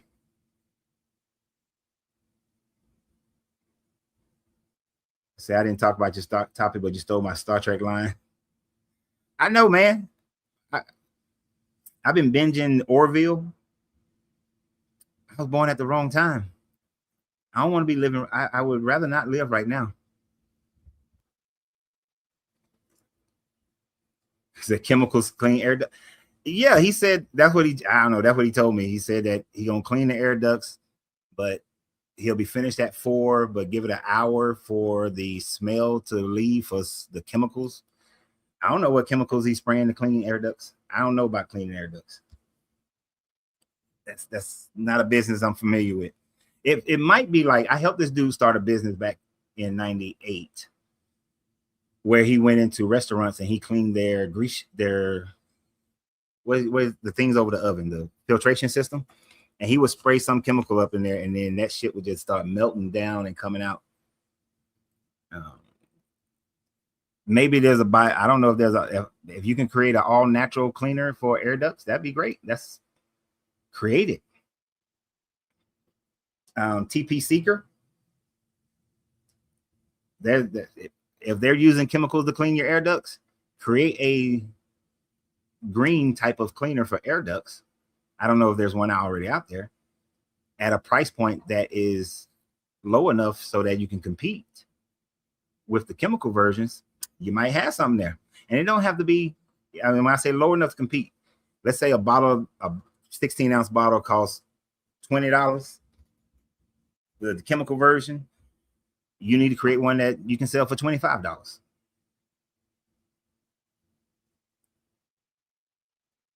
Yeah, grease ain't dust. I know. That's my only experience, so that's all I could talk about is doing that. I don't know about cleaning duct system. I know they got to blow it out, but even when you blow it out, you're still gonna have like the remnants that's sticking to the air duct.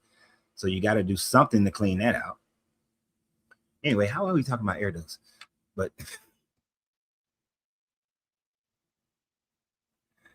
oh man.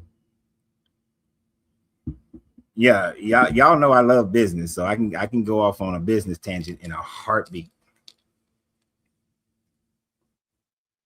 I can go.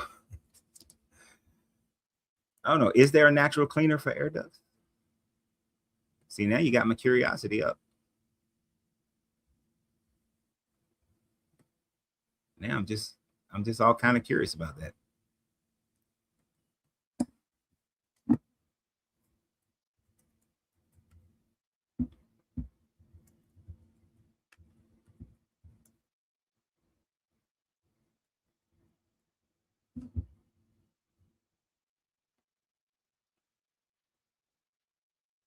Now I'm curious, since nobody want to talk to me right now. For routine natural air dust cleaner, mix equal parts white vinegar and water in a spray bottle. Oh, that's getting up in there and cleaning it like by hand. How you gonna do that? I guess you get a big long ass pole. There are some cleaners out there.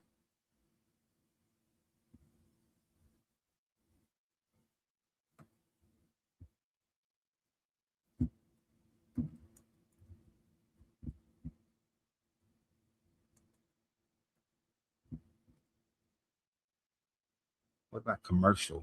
You got.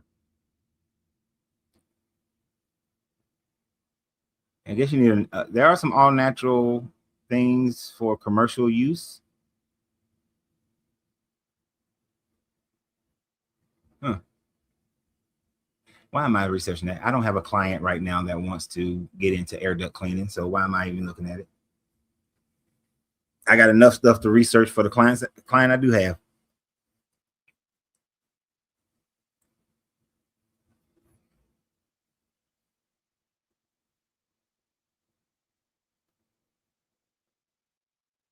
See, I'm not passionate about it. All right.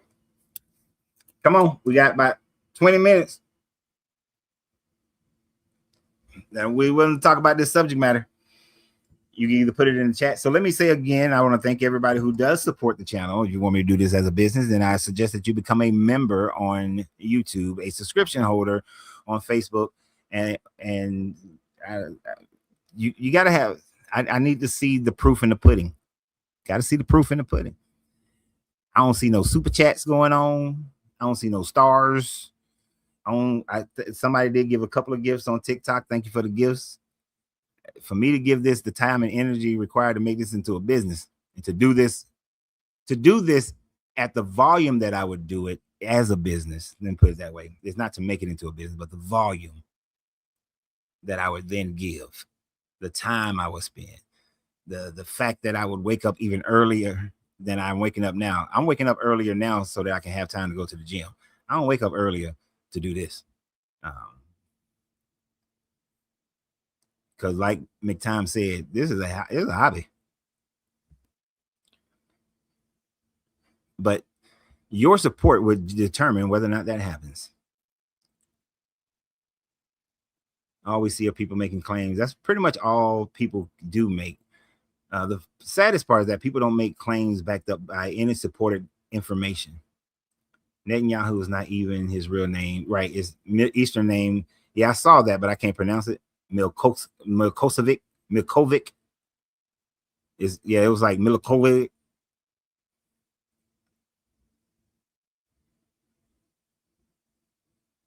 And it's interesting. That's why when I get the people who tell me, oh, I'm an Israelite. Where's your proof that you're an Israelite? Their proof is, oh, we the children of Shem. See, Noah on his 3 sons, and then they repopulated the planet. And then the line of Shem is what creates the Israelites. And so since Deuteronomy 48 said we're going to sail away on ships for 400 years, and the curses, we are the closest people to those curses. So it's definitely talking about us. Therefore, we the Israelites. I'd be like, as my grandfather would say, yo, black ass came from West Africa. There no damn Israelites in West Africa.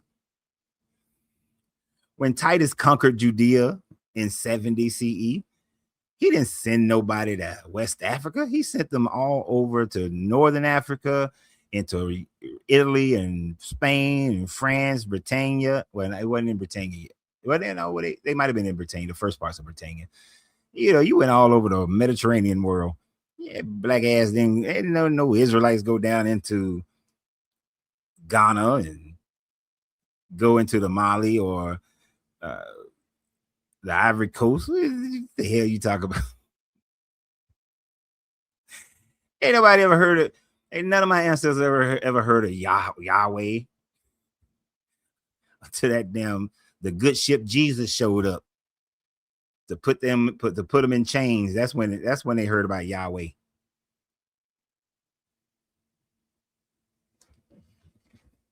Before that, they ain't never heard about Yahweh. And if your family is indigenous to America, they ain't hear about no damn Jesus, Yahweh,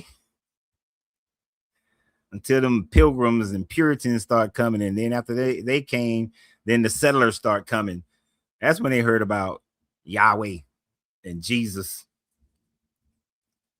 Damn Mormons be talking about I found some golden plates, and the plates say that Jesus came to the Americas. Jesus didn't come to no damn Americas. Where the plates at? Where the plates? Show me some plates. You know, if I was those first people that met, what's his name, Joseph Smith, I'd have been like, oh, you saw these plates? Really? It told you this? Where the plates at? I need to see them plates. I ain't believing this shit until I see some plates. Now, if you know you do a super chat, it will get read on the screen no matter what it says over there on YouTube. Thank you, brother, for all this information. You definitely don't learn this stuff in church. I read that so bad. Thank you, brother, for all the information. You definitely don't learn this stuff in church. You most certainly do not, and you most certainly will not. That is why I was kicked out of so many churches as a youth, because I kept questioning stuff. They kept saying stuff, and I was like, wait a minute. That don't make sense. The whole world was flooded. Everybody died. Then we are all mentally disabled, because that's a whole lot of inbreeding. What are you talking about? Shouldn't the polar bears die? How did they get to the Levant? Wouldn't the elephants have all died if they was at the height of Mount Everest? How are they still floating? Because anything at that height, any water would be frozen. There's not enough oxygen up there. And all those pastors were like, you a devil. Get out the church. Get out. Leave, you devil. Oh, I saw a stupid argument that the people who do the Israelite thing be saying. Where'd it go? Yeah. Right here. Can you name another people that was taken on ships and enslaved for 400 years? Here's the thing. Here's the thing. The Israelites who were kicked out of Judea were taken away on ships. A lot of them went to Egypt. Most of them went to Egypt.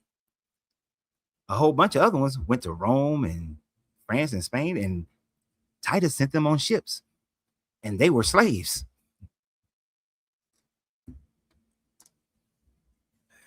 Oh, you want some other people who were slaves? The tea company that went to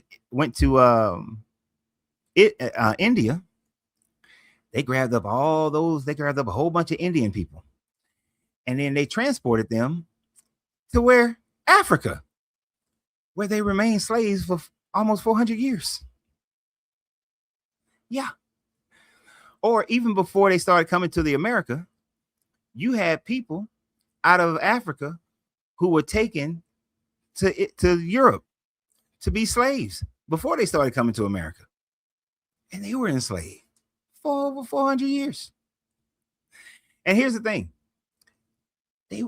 Nobody in America was enslaved for 400 years. Slavery in America started with the African in 1619. Slavery ended in 1865. That's not 400 years of slavery. So the claim that the Black American came to America and was enslaved for 400 years, no, you got to then say, well, Jim Crow, you know, that was slavery too. That was slavery too, Jim Crow laws. But Jim Crow laws ended in, what is that, 1965? So that's still not 400 years. You're just a little bit shy. Because the 400 years would have meant that we would have had to have been slaves since up until 2019. That means that I would have been born a slave. And I would have lived, right? I would have lived all the way to the middle of my life. Well, this ain't the middle because I'm gonna live for a long time. I would have lived for a large part of my life till 2019 as a slave. I don't recall being a slave in the 1980s and the 1990s and the 2000s and 2010s and 2010s, and so I wasn't a slave. So how you get 400 years there, Rupert? You see, the argument falls short when you try to say the 400 years, but slavery didn't last in America. In the United States for 400 years. No, it didn't. It didn't. No.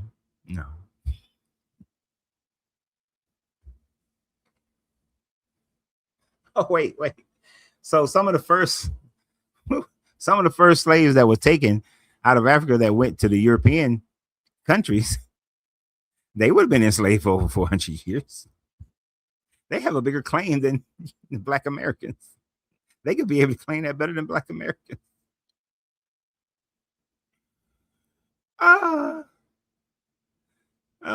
This fool said in 1492 with Columbus to 1892 to the birth of Haile Selassie.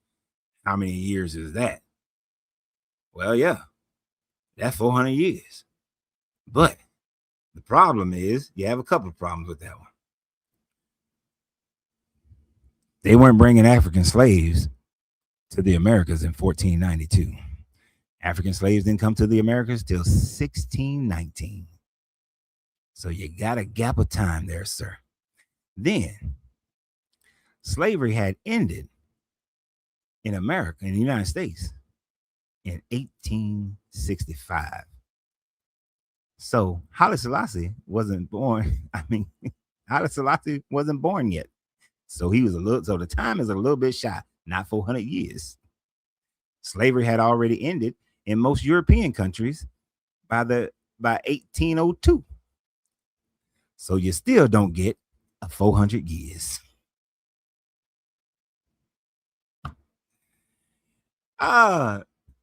You see how he moved the goalposts to try to make it fit from 1492 to 1892 when Haile Selassie was born. That's 400 years.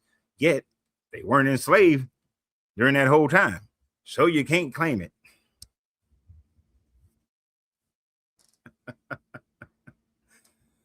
Proof slaves were being brought in 1692. There are ship manifests that shows the first slaves that were brought to the Americas in 1619 at the Jamestown, Virginia. You got the manifestations of it. You got they had the ship manifest that shows that they brought African slaves over in 1619. I don't know what you're talking about. I don't think people realize how big of an industry slavery has been for, well, it's been for a long ass time. But during the age of discovery, this whole so-called age of discovery, slavery was huge business. That was Microsoft level business back then. At any given time frame, there were 300 plus slave ships roaming around, making 3 to 4 trips a year with slaves. And not all slaves came to the Americas. Only once sugarcane became this product, that's what created the demand in the America. That fool, Victor said, and see, this is why I can't talk to some people in 1619 and oh, you got a question mark on that, so my bad. All right. Were there Jewish investors in some of the slave trade? Yes. Were they all Jews? No. Were the Jews the only one doing it? Hell no. I mean, you got before that, like 80 years before that, I think it was about 80 years. Yeah, about 80 years before that, you got people like Pope Nicholas V saying that, hey, Spain and Portugal, it is your Christian duty to go and make slaves out of the people in Africa, in West Africa. And you had Clement saying that y'all need to stop enslaving them people in the, wasn't the Azores, the other island chain. Shit, I forgot the island chain, because some of them are already Christians and you can't make fellow Christian slaves. But for the non-Christian, you can make them into slaves. You know, with Cape Verde and all that set. I don't know why the name of the Canary Islands. Thank you, brain. The Canary Islands. So there's a lot more nuances to the whole development of the transatlantic slave trade. And before there was a transatlantic, in the sense that we call the transatlantic, they were taking slaves around the coast of Africa into the Mediterranean and up into England and all these other places long before they start bringing African slaves to America. Now, during that whole time frame, you still had the British who were transporting Indian people to Africa as slaves and to Southwest Asian islands as slaves. And even when they got into the Asian world, they were moving people around in those areas as slaves. So slavery during that time frame is not cut and dry America only. That is a very narrow view of it.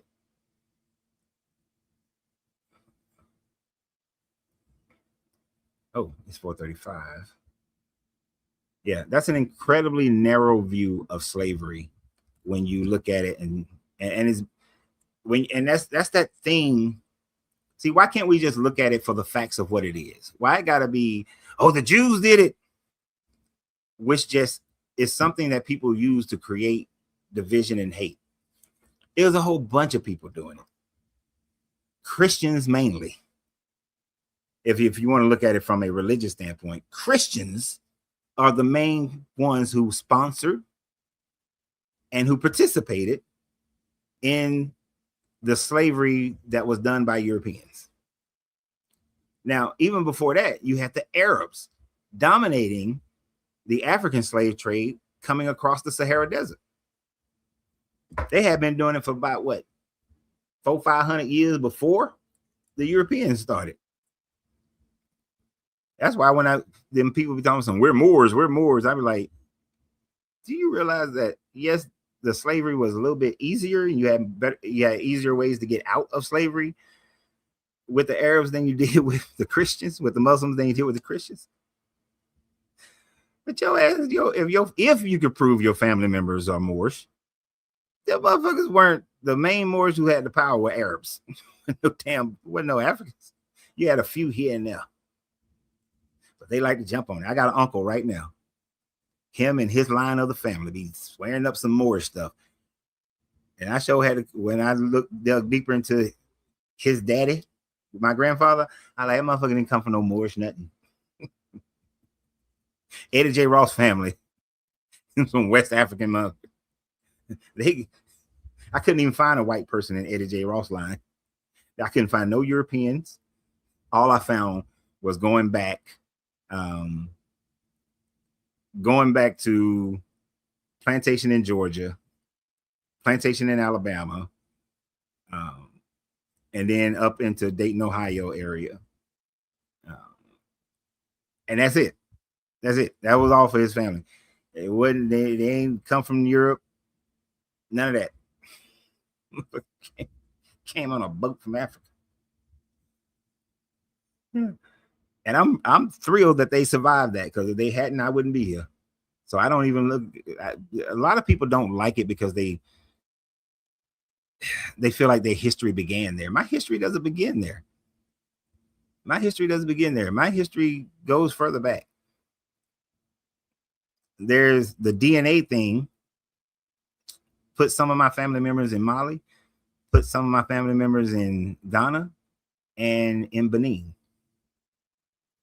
They have those countries have good and bad history, and that's part of my history. So my history don't start on a slave ship, you know. So if your history, if you have to facilitate a false history or to denigrate another group of people in order for you to feel better, you have internal problems.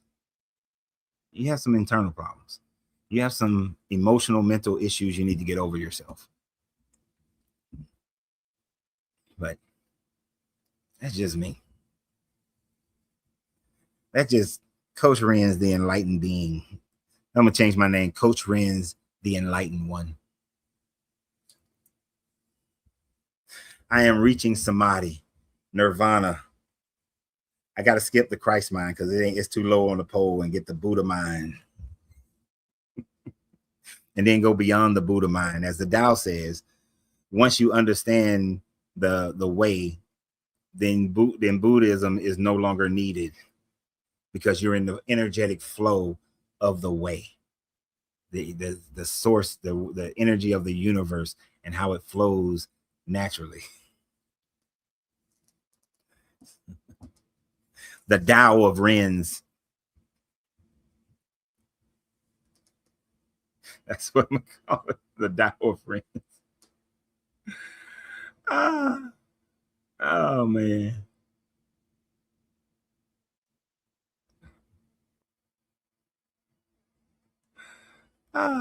We tied to Coach Renz. No, now I'm sure that was a joke. Yeah.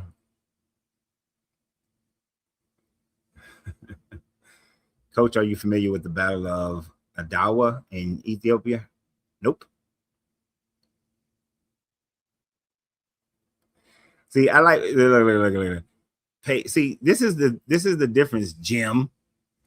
Jim, who likes to just spout shit without backing any damn thing up. I ain't asking nobody for no damn tithe. This shit's like a business. If you want to support the channel, support the channel. The more you support the channel, the more I'm gonna give to the channel. The difference between your pastors is I'm gonna actually give you stuff that you can actually use, not some bullshit pie in the sky. Not some, yes, God may be taking you through a season right now, but I say to you, in that season, you got to give an extraordinary seed to God, and God will make your life pour over. Fill your cup where you thought that there was no cup to be filled. He will fill your cup. It'll come from sources that you don't even recognize or know. You ain't got to do nothing to get it. God just gonna fill your cup. And then next month, you still can't pay your mortgage. Matter of fact, you ain't got a mortgage. And then you lose your job. Then you struggle to pay your car note.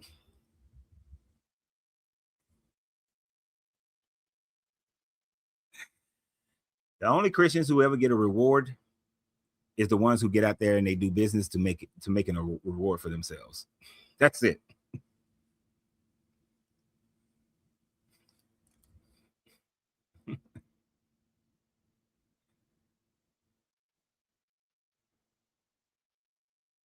What?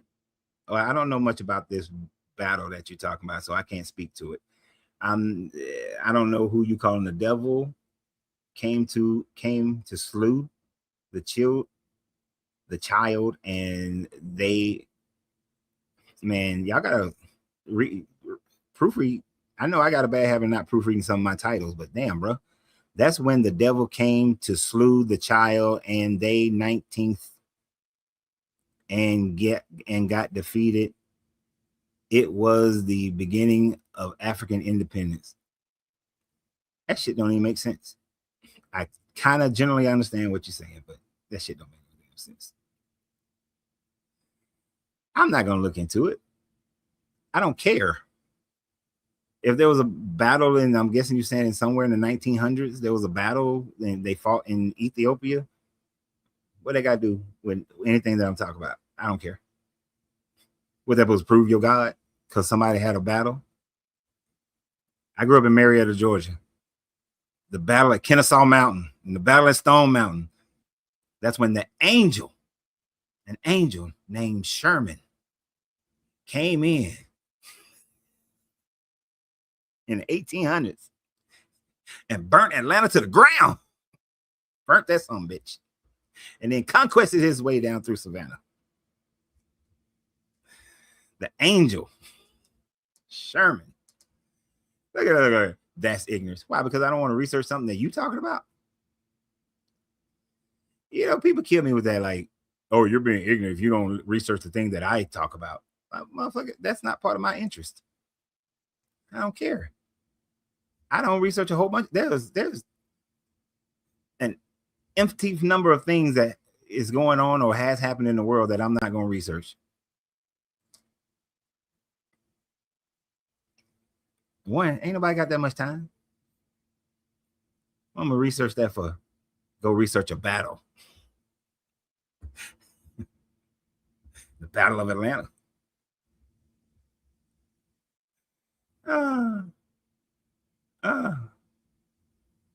Who saw the devil to testify that he attacked the, I know, and he said the child. Like, who the fuck is he talking about, the child?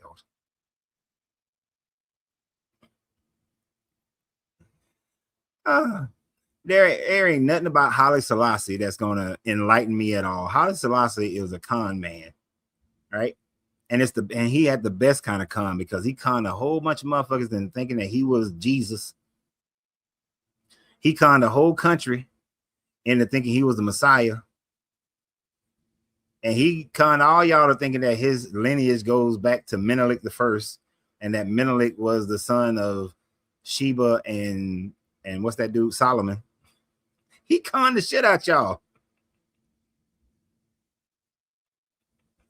And then people walking around here talking, yeah, I worship Yah. Haile Selassie, Yah. Haile Selassie ain't did shit. He ain't did a damn thing. See, the political life of Haile Selassie would not mean anything to me enlightenment wise or spiritually wise, because he's just a dude who conned a whole country. That's it. And conned a whole bunch of people in the Caribbean. That's it. Now, I do like Rastafarians when they ain't on their bullshit, because they some chill ass people. They just chill, but that's it. They get on their spiritual shit, they full of bullshit.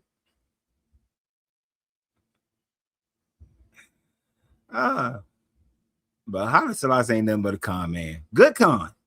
Good con. I got all y'all thinking that I'm the Messiah. And he did. And he did, and Ethiopia did not become a world power after that. It still ain't a world power. And y'all running around sniffing Haile Selassie's butt. He up there, he laughing in his grave.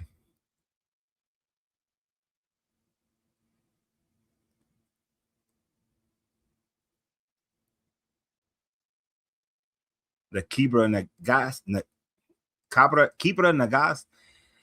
The chronological history of the Solomonic line of kings is just something that somebody wrote and made up. There's no validity to it. You can't even prove Solomon existed. Prove Solomon existed. That goes to our subject matter here. So we run out of time. Yeah, I'm speaking factually that Haile Selassie was a con man. Sure hell am. But in order for you to be able to prove that, you got to prove that Solomon exists first. You got to start right there. And there's actually zero proof that Solomon existed. We ain't got no coins. We ain't got no pottery. All you got is the Old Testament. That's it. You ain't got nothing. You ain't got no statues. You ain't got no portraits. You ain't got nobody who was writing at the time frame of Solomon. So you have no biographies. You ain't got no documents that Solomon wrote to other people and signed. Like, think about this. We have the Amarna letters, which is a whole bunch of vassal state kings telling the Pharaoh of Egypt, look, we got some bandits out here and they fucking around. Or we got some trade issues. We need you to fix them. We got all these letters. But we ain't got shit from Solomon. He's supposed to be the wisest man that ever lived. But we ain't got nothing from him. There's zero proof Solomon ever existed. I mean, I might as well claim that I'm a descendant of Shaka. I'm from the royal line of Shaka Zulu.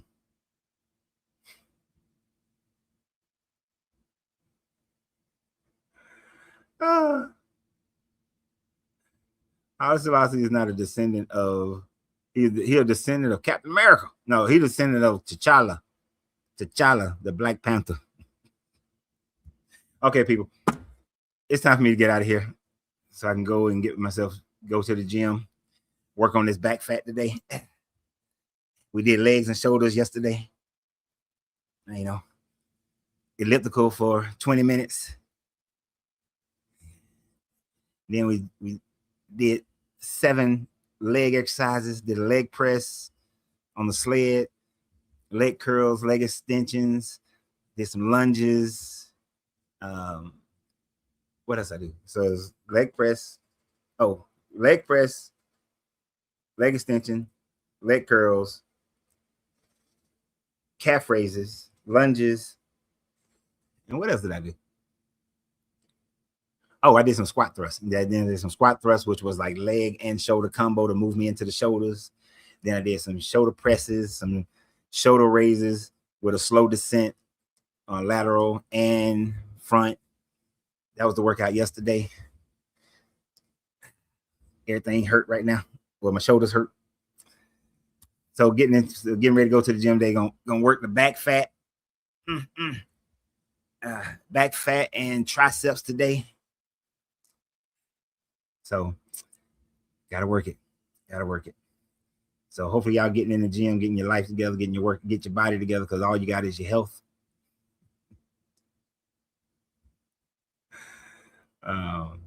So yeah. So y'all have a great day. Tomorrow, Fridays are interesting. My wife gets off work at 3. It's probably unlikely that we'll have a show tomorrow. If we do have a show tomorrow, it will be a last minute thing that I have time for. So it'll depend upon how my day goes tomorrow, whether or not I come live tomorrow. Other than that, I'll be live again on Monday. So I will see you guys. If I don't see you Friday, I'll see you Monday. You damn sure ain't gonna see me over the weekend, other than just, man, I do post videos. After I made 2 videos before I start this live. Give me about an hour, and those videos should be posted within an hour. The 2 videos I made today. One is about Lucifer. The other one is about a little bit about Revelations. So those videos will get posted on Facebook and YouTube in about an hour. They're already on TikTok. They're already on TikTok. Well, no, I asked that Monday. So yeah, over the weekend, I want you guys to think about what other type videos would you like to see commentary about, like political videos, but still pertaining to the same subject matter, because I do those every now and then. But would you like to see more of those that's dealing with today's political environment? Or what other subject matters would you like to see videos about? Yeah, and thank you everybody who supports the channel. I appreciate y'all. Continue to support the channel, subscribe to the channel. But those who truly support the channel, or those who spend that cup of coffee a month, that $5, being a subscription holder on Facebook or a member on YouTube, I thank you guys tremendously, and thank you for the super chat earlier in the show today. So y'all have a great day, and always remember, you got to free yourself to be yourself, because your greatness is non-negotiable. Good journey, good vibration. Study Ethiopia. Ain't none of my family from Ethiopia. I'm gonna study Ethiopia for when my family is not from Ethiopia. Damn, I gotta read this one because he did a super chat. We love chopping it up with Coach Renz. Yeah, Trifold. Where you been, man? Where you been, Trifold? Where you been?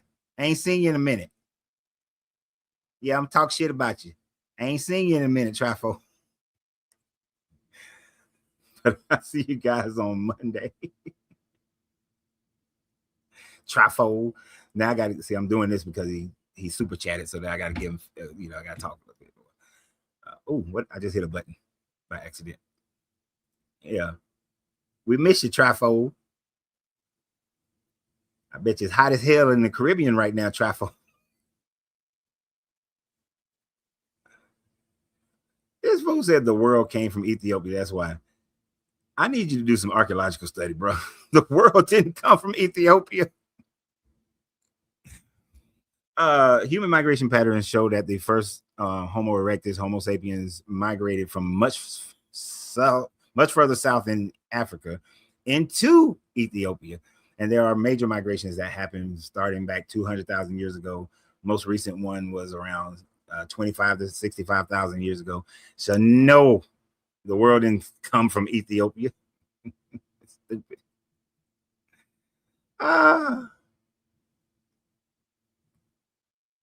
Just here in the bushes peeking in. Nah, bro, you gotta be more prominent, Trifold.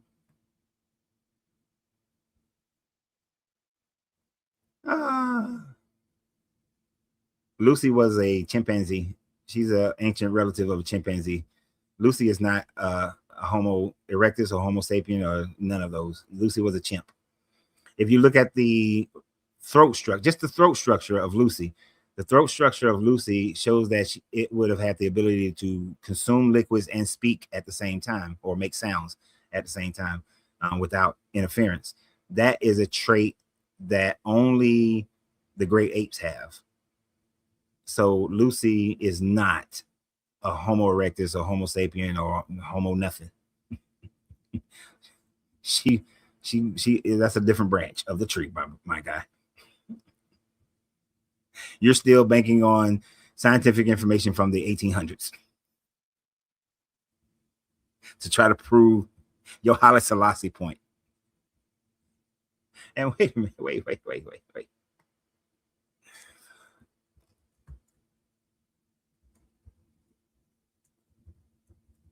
I gotta look this up real quick, because I know I'm right, but I want to make sure I'm right.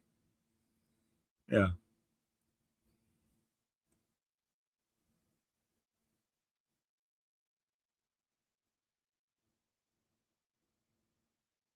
Early human ancestor Lucy.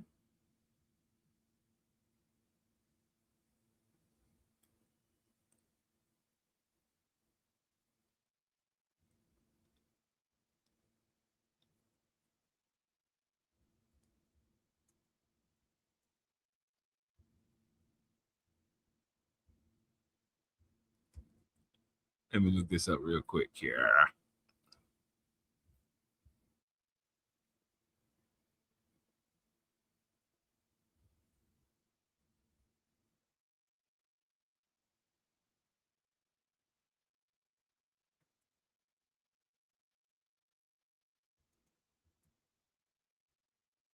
Where's the word I'm looking for?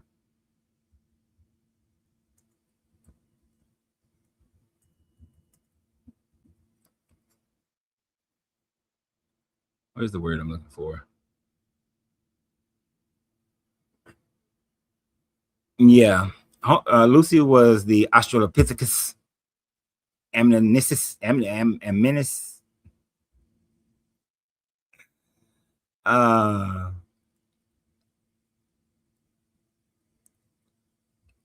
And says she rises out of Homo habilis and gave rise to Homo erectus and eventually led to Homo sapiens. So that's the debate right now. That is not the guaranteed thought process. That's what they're debating as to whether or not Lucy developed is the line that the Homo sapien and Homo erectus came from. That's still debatable. And a lot of that is from the structure. Now, I want you to think about something, Mr. Rupert. Right? Before I get off here, I'm getting off here for real. I want you to think about something, Mr. Rupert. If you're claiming Lucy developed into the Homo sapien to which we are now, Lucy is estimated around 3.2 million years ago. That means you accept evolution from the Australopithecus to Homo sapiens. You accept that line of scientific thought, which would then invalidate your Genesis story, all your Old Testament stories, which would include Solomon, because the first man and woman would not be Adam and Eve if you are claiming Lucy. And if you're claiming that Lucy initiated civilization, is from that line, it initiated civilization in Ethiopia, then the whole thing of Genesis and the Garden of Eden, you got to throw that out the window. And if you throw Adam and Eve and Genesis out the window, Adam, Eve had Seth, they had children down to Noah. Noah had Shem. Shem had children up through Abraham and up through Jacob. And your whole Davidic line has to be thrown out the window if you're going to claim Lucy. So, Rupert, are you still claiming Lucy? You see how y'all walk into your own mess? Because you're so infatuated with Haile Selassie, you're so infatuated with Ethiopia. And since Lucy was found in Ethiopia, you want to jump on to that and say that, oh, well, everything out of Ethiopia, which means Haile Selassie. But no, your whole biblical narrative of the Old Testament from creation and Adam and Eve up to your Solomon then is thrown out the window if you accept Lucy as the beginning of humanity as far as we know right now. You see how that don't work together? That don't work.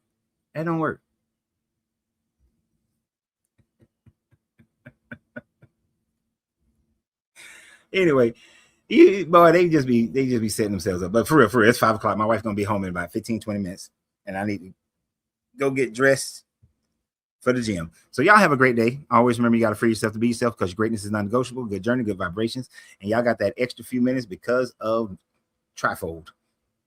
All because of Trifold. So later.